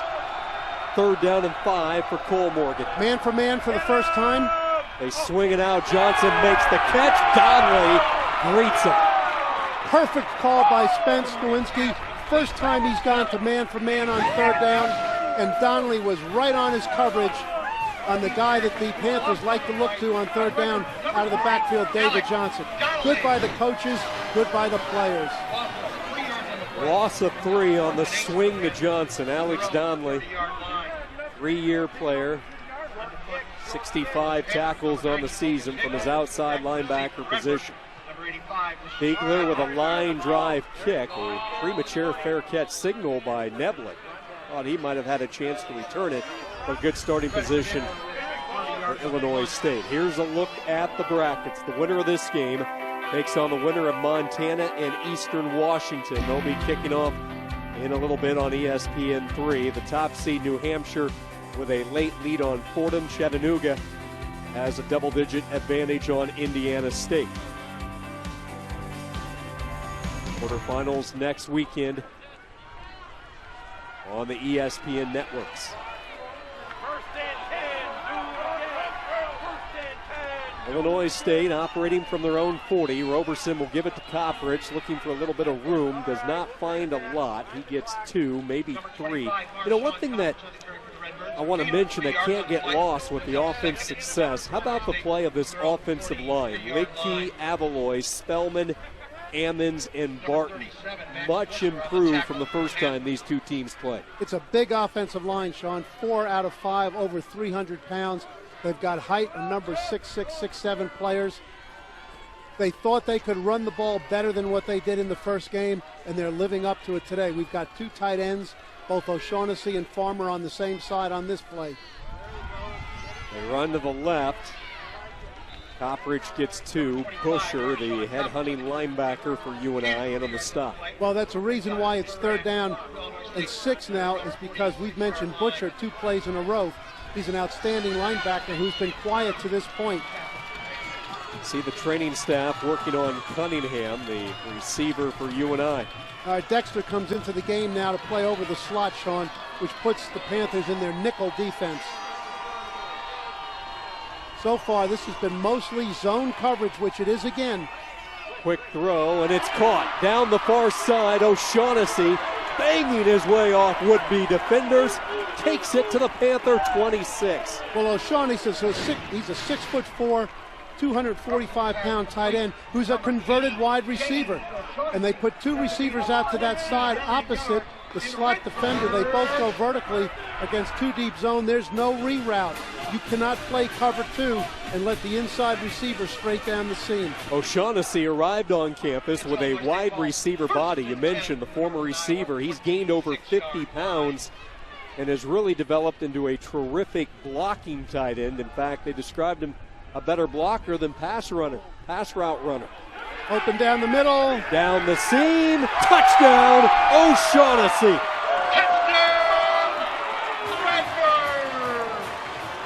Pretty good route runner there. Well, real good play calling here after a big play to come right back with another vertical play. On a first down play, Kilfoy, the safety, gets caught with his eyes in the backfield, expecting run. He should be in the middle of the field. That allows O'Shaughnessy to get over the top.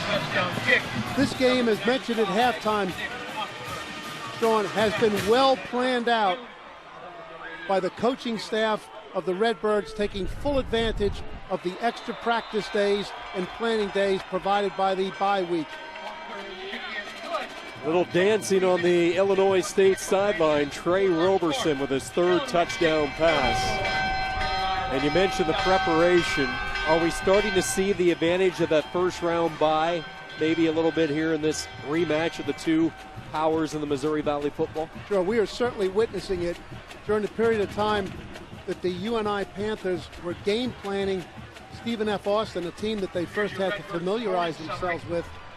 That allowed the Illinois State coaching staff to thoroughly go back and analyze once again all aspects of the earlier matchup between these two teams, really be able to chart the tendencies in that game and in subsequent games. And on both offense and defense, they are making calls to take advantage of the tendencies that became apparent to them. And when you have an offense that's got a quarterback with the skills of Roberson, a back like Coppridge, and a strong offensive line to go along with a tough-minded defense that's hard to run against, those are all the ingredients, Sean, for a team that's equipped to go deep into these playoffs. You saw Brock Spack a few moments ago, the head coach with this Illinois State program. Spent 12 years as the defensive coordinator with Purdue. A Rockford, Illinois native, longtime Purdue D coordinator. Spent a lot of time with Joe Tiller, and that was his mentor, the former Purdue head coach. Spent some time together in Laramie at Wyoming for 2 years.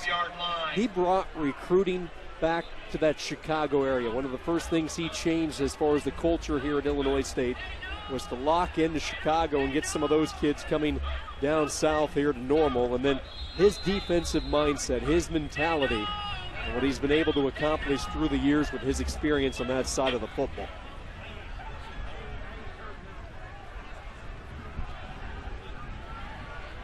So UNI back in another large deficit. Sawyer Cole Morgan looking right, floats it right, jump ball situation, but well out of bounds. Nowhere for LeMaster to work. Right, the receiver allowed himself to get too close to the sideline, which did not allow any room for Cole Morgan to get the ball to him. You got to allow a good 5-yard area so the quarterback can throw the ball over his outside shoulder.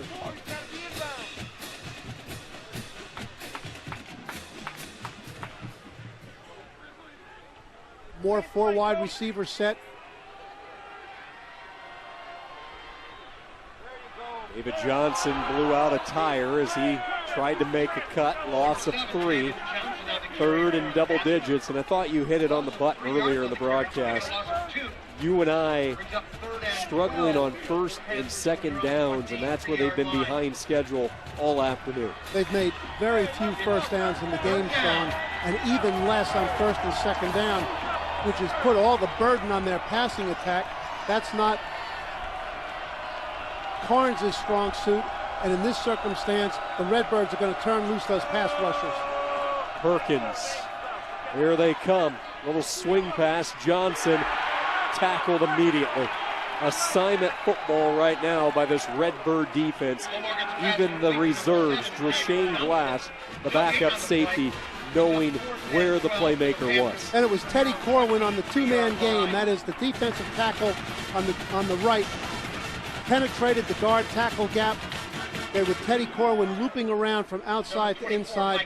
The Panthers never saw him. He rushed the throw. It really was the same pattern that they threw to Johnson previously. And a busy afternoon for Biegler as he gets a wobbler off. Again, takes a UNI bounce.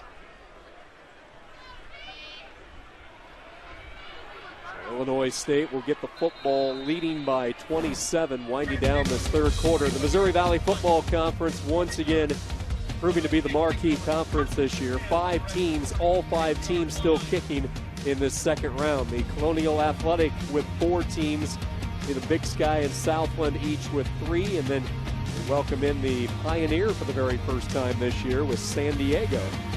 They were eliminated last week in the first round. Now, these two conferences historically being strong throughout the course of the season, and particularly in these FCS playoffs. A lot of national championships between these two conferences. Steady dose of Marshawn Copperidge with this large lead winding down the third quarter. Roberson a play fake, home run ball, juggler deep downfield looking for Neblett, incomplete. There is a marker as Ray Buchanan and Neblett were jockeying for position. I think rather than pass interference, they're going to call defensive holding on this, with Buchanan hand-checking the receiver and keeping him from getting to full speed. Hey, go tell the referee what you got. Quit delaying the game. Come on, wake up, dude. I ain't got time for your... Pass interference. Defense, number 6. 15-yard penalty. Automatic first down. Well, we see Buchanan over here on the left. He runs out of the screen. Okay, really, this looks to me like a 50-50 deal. Neblett's got his left hand pushing Buchanan. You know, if a defensive back can't compete like that, you might as well play flag football, Sean. Couldn't have said it any better. Penalty takes it to the UNI 49-yard line. See the tight end Farmer in motion.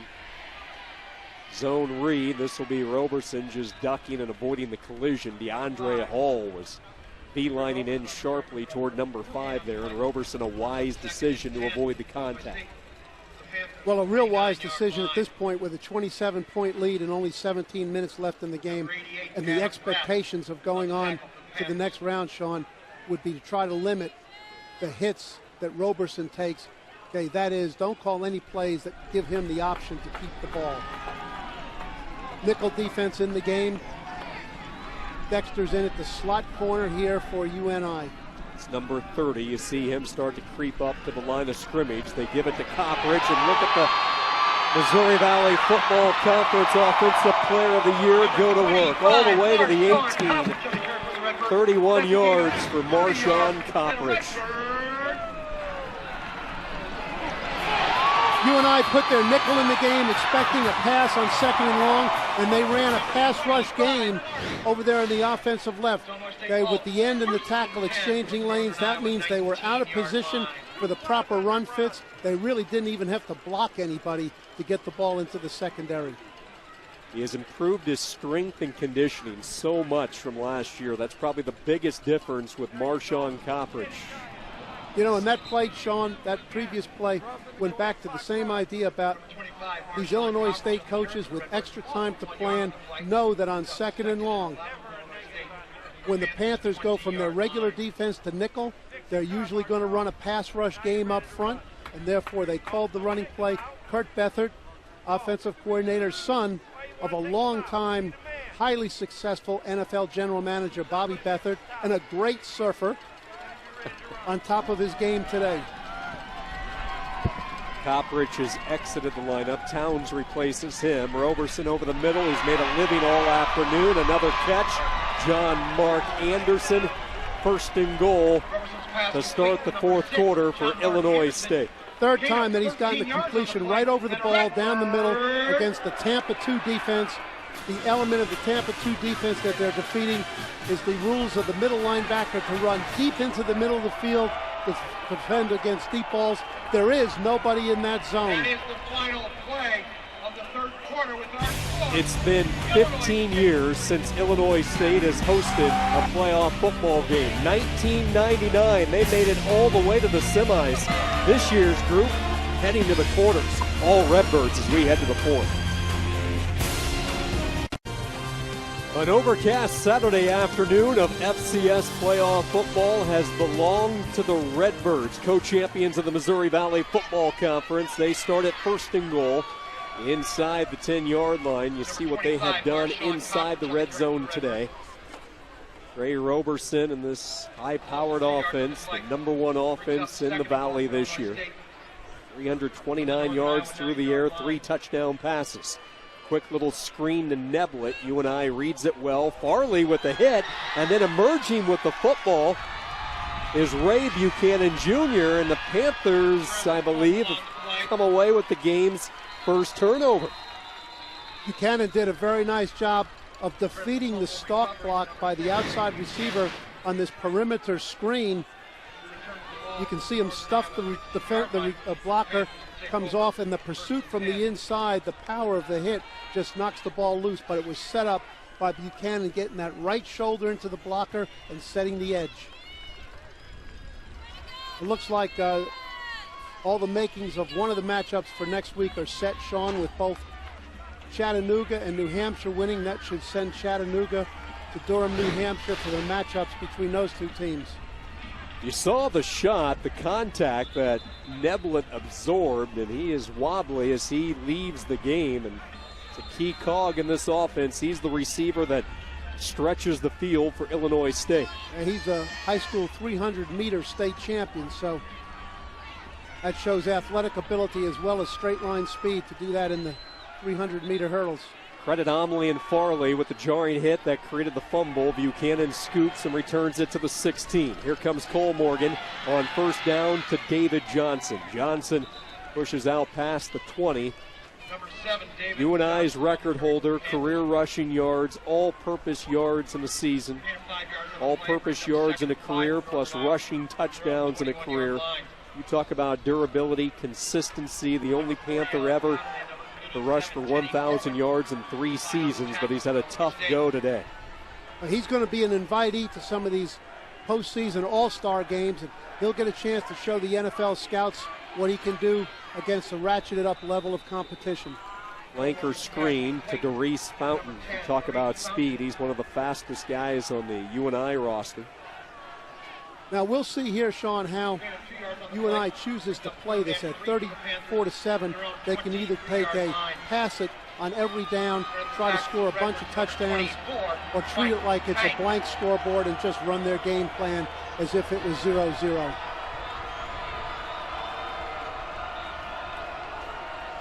Illinois State shows blitz. Here they come. Cole Morgan gets rid of it quickly, and the catch is made. A juggling grab by Chad Owens. Number 19, Chad Owens. Gain of 7 yards on the play and a first down. It's the Northern Iowa ball. First and 10 from the Panthers' 30-yard line. The Panthers are pretty much in 4 wide receivers and go into not necessarily true no huddle, but a speeded up pace. It looks like they're going to try to take a score all they can mode. Down the seam, it's caught. Charles Brown with the reception. The longest play from the line of scrimmage in this football game for UNI. They're going to go fast here. Charles' first catch in the last 2 games. He was put in there for his speed. He gets over the top and down the middle. Clearly he had a bad matchup there for Illinois State against Megan, the defensive linebacker, against Brown. Bad matchup. 37 yards on the strike to Charles Brown. Cole Morgan back to the airwaves, zips it, nobody home. He was thinking LeMaster, but those two not on the same page. Second and 10 for the Panthers from the Illinois State 33-yard line.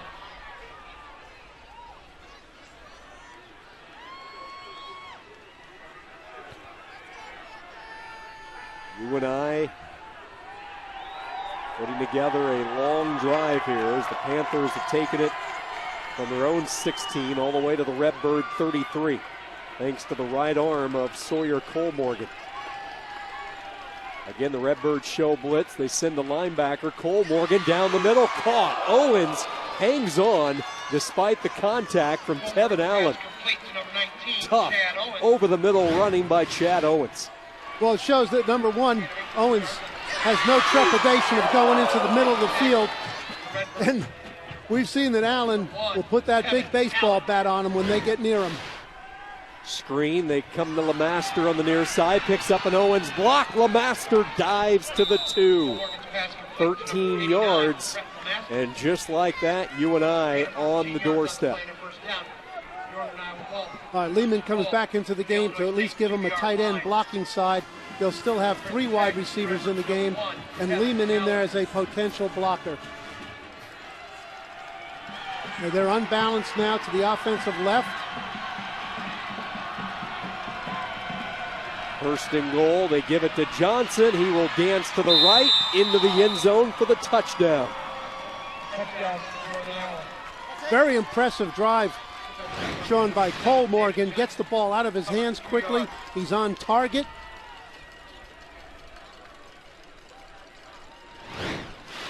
And we can rest assured that's the offensive approach that we'll see for the rest of the game from UNI. So the fumble, the recovery by the UNI defense and Ray Buchanan Jr. And then an impressive 84-yard drive orchestrated from Sawyer Cole-Morgan. And David Johnson has found the end zone. His 49th rushing touchdown in his tremendous career at Cedar Falls. We started the day with 16 teams, still with hopes of a national championship. The first finals starting to come in from the early games. New Hampshire, the top seed, rolls by Fordham 44-19. How about the season for Chattanooga? The Mocs defeat Indiana State from the Missouri Valley Football Conference 35-14. And to go along with this game, John, that's 3 impressive performances by the teams that had a bye. This will be Tevin Allen from the 5, and he is crunched, and he lost the football, recovered by UNI. Number 1 coughed it up. Number 1, DeAndre Hall, recovered it. Well, Sean, the hitter just became the hittee, and he got the same type of contact he's been dishing out. DeAndre Hall, a noted hitter, right there on the spot. We got something interesting going on here now. Back-to-back turnovers for Illinois State. Don't look now, but a little life for Farley's Panthers.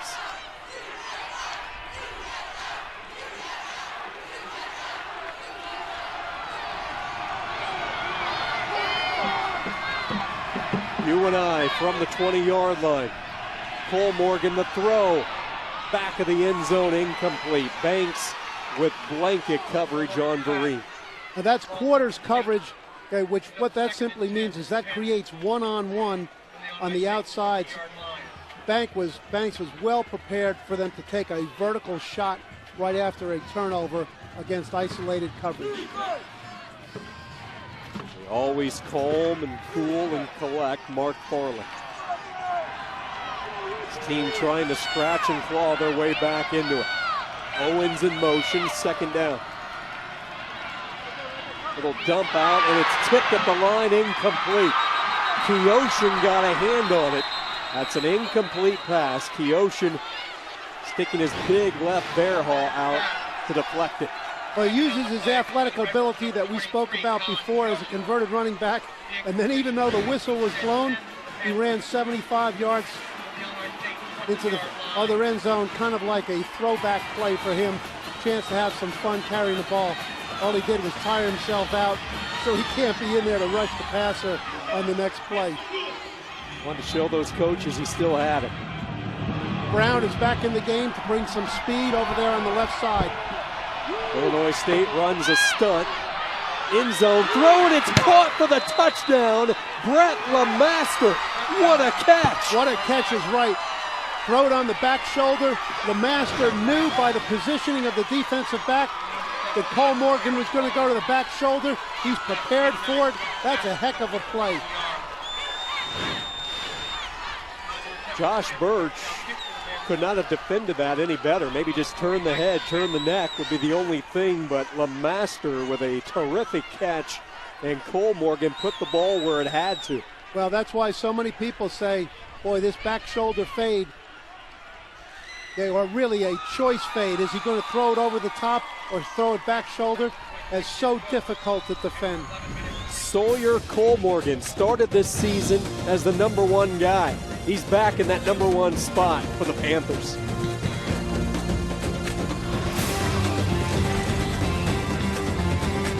Back into a football game quicker than turnovers. And it looked like Illinois State was going in for the knockout punch. Neblick gets knocked out on the hit by Farley. Buchanan picks up, and then David Johnson, the prolific running back, takes full advantage. And then on the ensuing kick, The hitter becomes the hittee. Allen dropped. Recovered by DeAndre Hall. And then a 20-yard touchdown pass, Sawyer Colmorgan to Brett LeMaster. And don't look now, but here comes UNI. The Panthers back in this football game with tons of time. 11:14 to play here in the fourth quarter. The NCAA FCS Football Championships presented by Northwestern Mutual. Jon, 3 personnel changes that the UNI coaches have made have really paid off here in the second half. That is Buchanan at left corner, Paul Morgan at quarterback, and Brown in the slot receiver position. Good use of their personnel and willingness to change things when they're not going the way that they want them to. Paul Morgan, 13 of 18 in the second half for 145 and the touchdown pass. Roberson and the Redbirds go back to work up the middle. Coppridge into the secondary. See UNI ripping and scratching at the football, but not before Coppridge takes it to midfield. Once again, this Redbird offensive line rises to the challenge. They've had a heck of a day both in running the ball and pass protection. We don't cite their names like we do Roberson and Coppridge, but those guys have really stepped up and elevated their game from the first meeting. 3 all-conference players on that front wall. Barton, the leader at right tackle, the first team. Ammons, the second team at right guard. Ligkey at left tackle, an honorable mention. This is Towns with the carry, and he is caught in the backfield. Tate Omley's played a pretty good football game. And on the stop for UNI.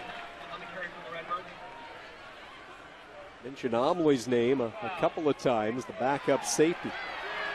Jon, one of the formulas for winning the game, First down. or the formula for winning the game in the fourth quarter, when you have a lead like this, is the ability to run the ball and rush the passer.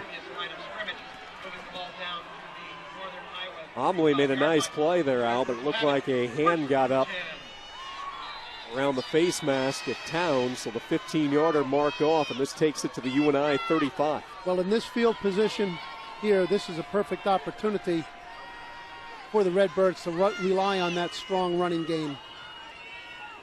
Coppridge back in after taking a play off. Roberson on a design keeper. UNI sent the blitz with Busher, and that time Max Busher stayed home and swallowed up the middle of the field. Yeah, they had the perfect pressure on for that one. It sent both inside linebackers in the 2 guard center gaps, the so-called A gaps. That's called a cross dog, Sean, and it's a blitz made very popular by its success back in the 90s and ever since by the Pittsburgh Steelers. Busher drops Roberson for a loss of 2, 2nd and 12. O'Shaughnessy, who has a touchdown catch in motion to the top of the screen. Roberson throws across the field, incomplete. Nobody home. DeAndre Hall with the coverage.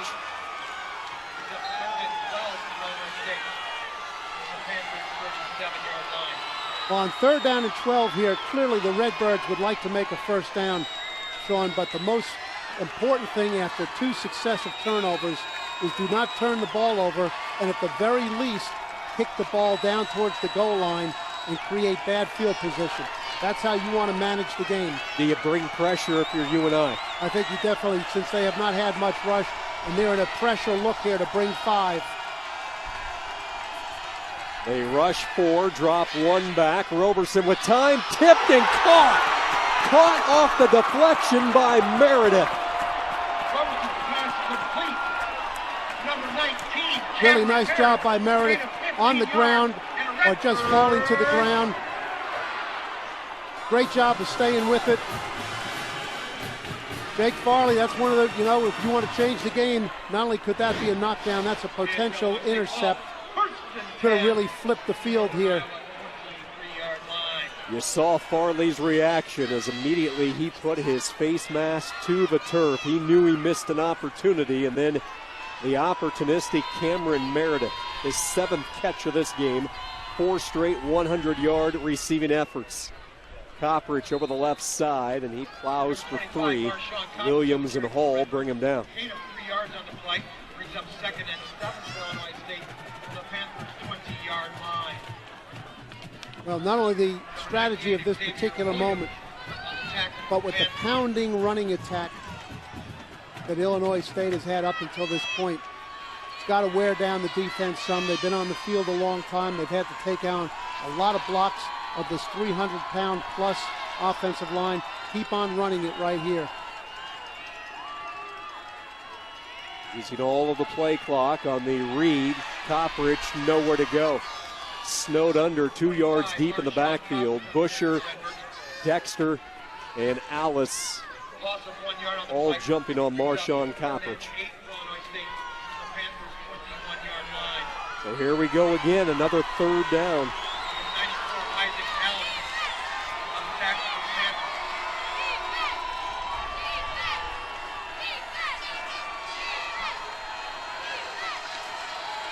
Third and 8 for the Redbirds, working against this breeze. They're normal this afternoon. Panthers rush 5, and they get to Roberson. He was hit just as he released it. Or did he release it? Officials indicating a fumble, and it's UNI football. Well, that's the first time that the Panthers have brought this blitz, John. We can see that Dexter comes from the slot corner position, comes inside the outside rusher. The tackle chased the outside rusher, set him up on the inside. Well called, perfectly called at that particular time by Coach Mark Farley.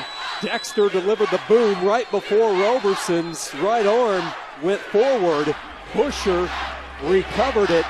3 fourth-quarter turnovers by Illinois State. Right, just the point that was made before that play. The number one thing you want to do on that down at that field position with this score is don't jeopardize the ball.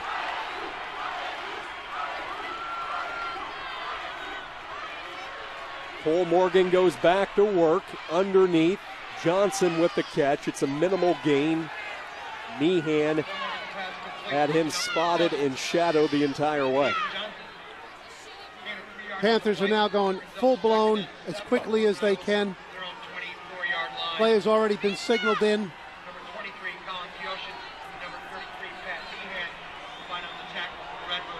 Second and 6 for the Panthers. Trying to pull off the improbable. Johnson with some room. Across the 40, lowers the pads out near midfield. Spencer Morgan anticipating zone cover. Cole Morgan anticipating zone coverage, has twice gone underneath to the very talented receiver coming out of the backfield, David Johnson. Good awareness by Cole Morgan to not force it. Fourth catch, 26 yards on that last one. Owens is spun down. He lost the ball, but official's going to spot him down. Good open field tackle on a gain of 1. Yeah, Devin Allen shows up once again out there in the perimeter. Morgan's pass complete to number 19, Chad Owens. He made him 1 yard on the play. Second and 9 for 10. 3 fourth-quarter turnovers have opened up the door for UNI. Sawyer, Cole Morgan trying to take advantage. Hit as he threw it. Johnson trying to sneak out of the backfield, but the pressure coming from Braden Prate. Well, Braden Prate, you're right, was right up the middle, and Perkins off the left side was also coming free. It's a good thing he got rid of the ball when he did.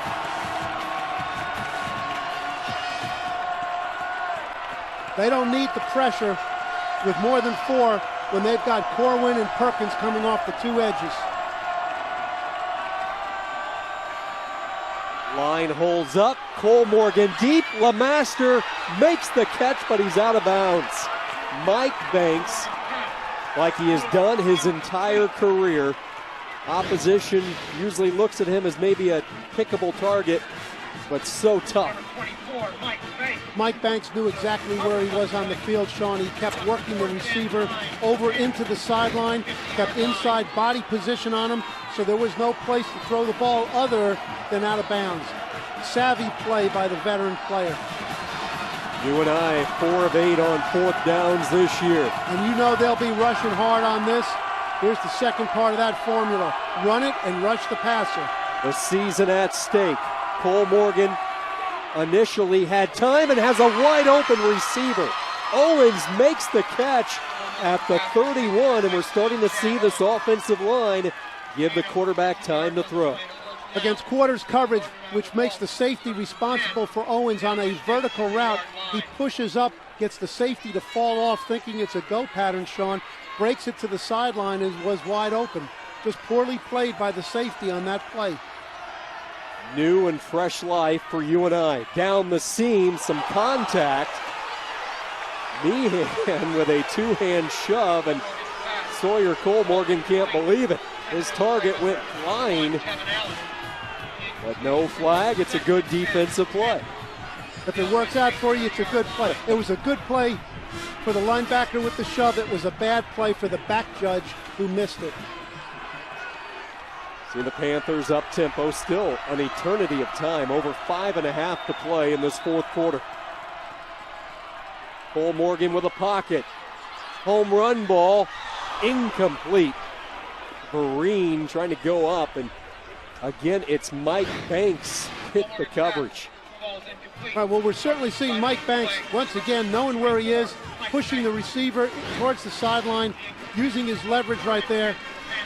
But Mike Banks did everything right there that Ray Buchanan did earlier and was called for pass interference. If they're going to call it once, they got to call it every time. That's their job. And if you're UNI, you're looking opposite number 24 here. Cole-Morgan steps, throws toward the end zone, jump ball, incomplete. Brown, the receiver, Tevin Allen, the safety, coming over to break it up. And another fourth down for UNI.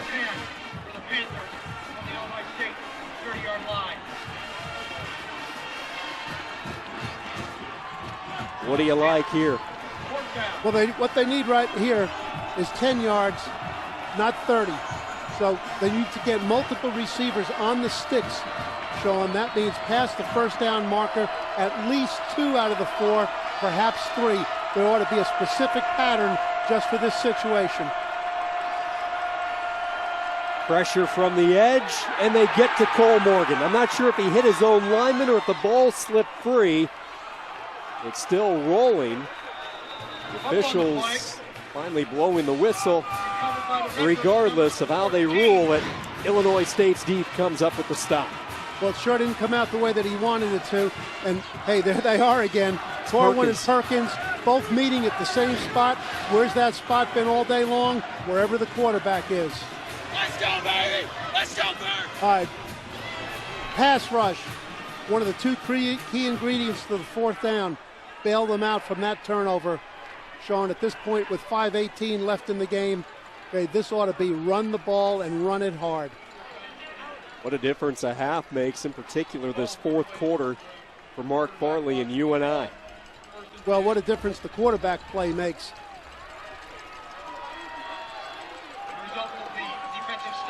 So Illinois State comes up with the defensive stop. Mention the hit coming from David Perkins, able to get to Cole-Morgan in the nick of time.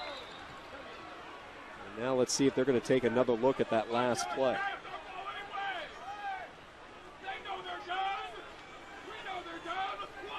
See the officials coming together with 5:18 to go. Greg Wilson, our referee.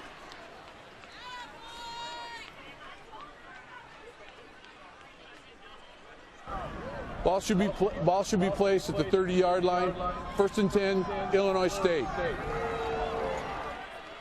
So they're going to rule that an incomplete pass on 4th down. So the Redbirds take over at the 30 as they go to work on this clock. And you can bet Coprich will be carrying it with both arms laser locked on the leather. He gets the call, gets to the outside. Coprich slips free and is finally pushed out of bounds at the 43-yard line.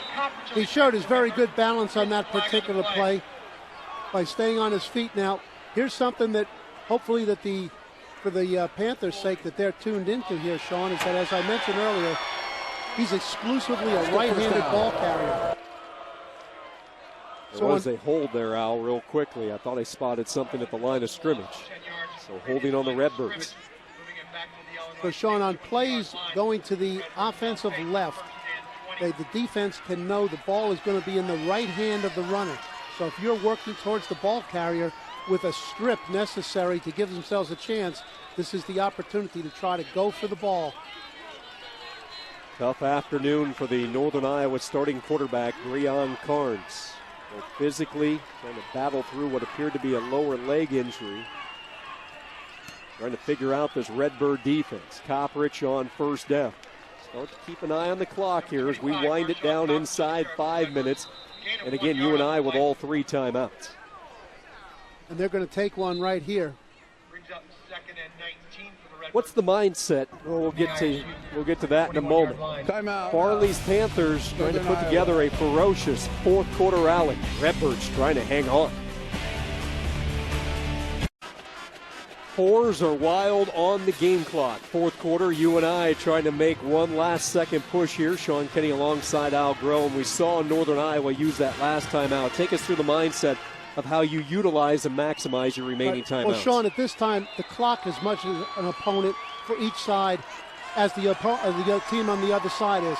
In this particular case, with its 2nd and 19, by taking a timeout, they dictate what the play is going to be. That is, it's going to be a running play so that they have to take another timeout. Right now, the Panthers have chosen not to take a timeout. They'll have 2 left. What you think about at this time, too, is offensively, you can stop the clock with first downs and incompletions. You cannot stop the clock defensively any other way than calling a timeout. With every 40 seconds that you save in your 2-minute drill, you can expect to run 2 to 3 plays. And that's what you want to be able to maximize if you're in the Panthers' position. How many plays do we get to run 13 points behind? Illinois State keeps it on the ground with Koprich over the right side. McMakin drags him down. So UNI will get the football back. 2 timeouts left here in Normal in a rematch of a November 1st game back in Cedar Falls that saw the Panthers win 42-28. A different story here, but the turnovers in this second half giving the Panthers an opportunity. Illinois State will take the full 40 seconds here. 9 seconds left. C.J. Laros on the punt for the second time. Rugby-style kick. Takes a bounce for Owens. Chad Owens running to the short side. Gets out of bounds at the 44. Good field position. They need 2 scores, so they have to get one quickly, Sean, which means those easy completions underneath the defense will only play to the Illinois State advantage, using time or causing the Panthers to call timeout. So there's going to have to be some throws up the field, knowing whether it's an inside breaking route or an outside cut, a first down will stop the clock. So they can utilize the whole field here. It's been all Sawyer Cole-Morgan for UNI in this second half. 17 of 28, 194 yards and a touchdown. Empty backfield, they throw it. That's double a backwards pass. Yes, Lemaster on a throwback across the field, and it's intercepted by Teddy Corwin.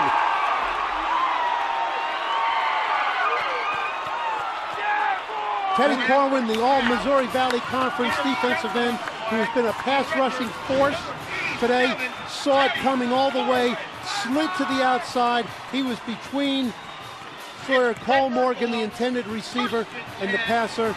A cute play, Sean, but I would say as hot as Sawyer Cole-Morgan has been up to this point, throwing the ball up the field, I'll fall back on that old adage, runners run, catchers catch, throwers throw.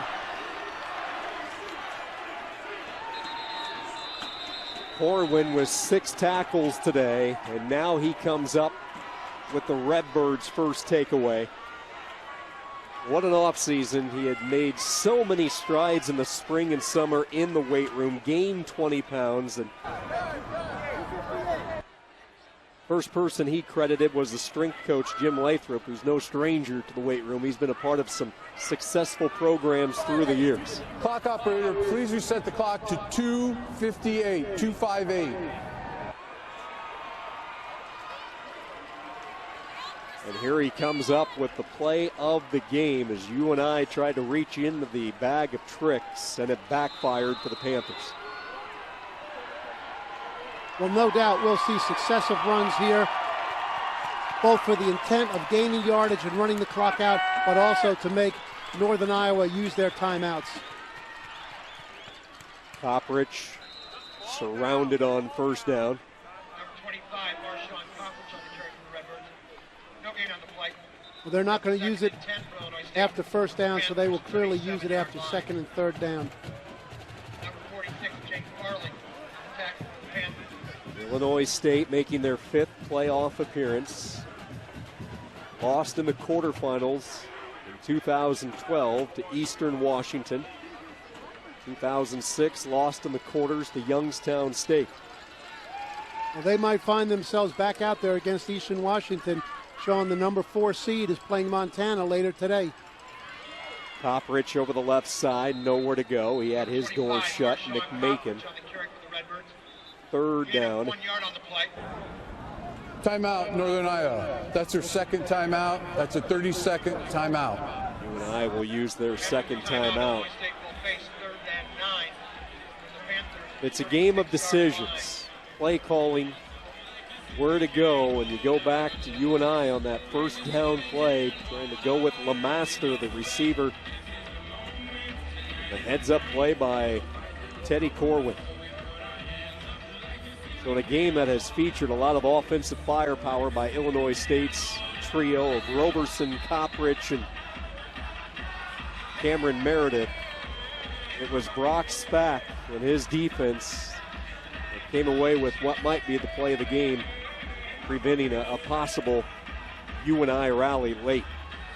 During his years with Joe Tiller, Sean, of course, Joe brought really wide open passing to the Big Ten. Had great quarterbacks like Drew Brees. Look at this. Roberson's going to throw. Has his man. O'Shaughnessy. Touchdown. Well, I'm sure that Kurt Beathard called that play, but okayed by Brock Spack, and that's a Joe Tiller looking call in that situation.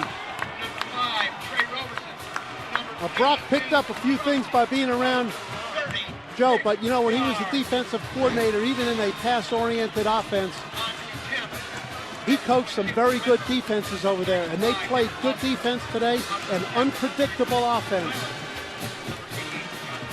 They call James O'Shaughnessy Mr. Clutch. His resume proves it. A couple of second-half touchdown grabs earlier this year to fend off Western Illinois. And here he has touchdown grab number 2 against UNI. Well, we have an inexperienced safety in there, Thate Omley, replacing the veteran Tim Guilfoy. He had his eyes in the backfield. He was guessing on what the play would be instead of reading his keys, and his team paid a 7-point price for that. So a career-high day for O'Shaughnessy in the yardage as we take a look at previous FCS national championship teams. North Dakota State, can anybody dethrone the Bison? They've had a lockhold the past 3 years. Last team to do it, Eastern Washington back in 2010. Villanova back in the picture this year. They were champs in 09. Villanova will kick off here in about 30 minutes with Liberty. Sean, they're one of the last of the seeded teams to start the playoffs. 2 receivers over 100 yards for Brock Spack's Redbirds. Meredith with 115, and then O'Shaughnessy with that last touchdown. 4 catches, 105 yards. Each of those guys with a couple of touchdowns. O'Shaughnessy was one of our impact players coming in, and the big tight end out of Naperville North, delivering what appears to be the final blow to the UNI Panthers. David Johnson playing hard all the way to the end, takes it out to the 46. You know, Sean, every year when the March Madness starts, the pundits are always saying that the teams with the good point guards, that is the guys who handle the ball, are the teams that have a chance to go deep into the playoffs. And so too is it in these FCS playoffs. Teams with the guy who's going to handle the ball and distribute it, the quarterback. That's the position, with everything else being equal, can clearly differentiate the teams. And as good as Sawyer Cole-Morgan has been here in the second half, it's been Trey Roberson who has stood out as the difference maker.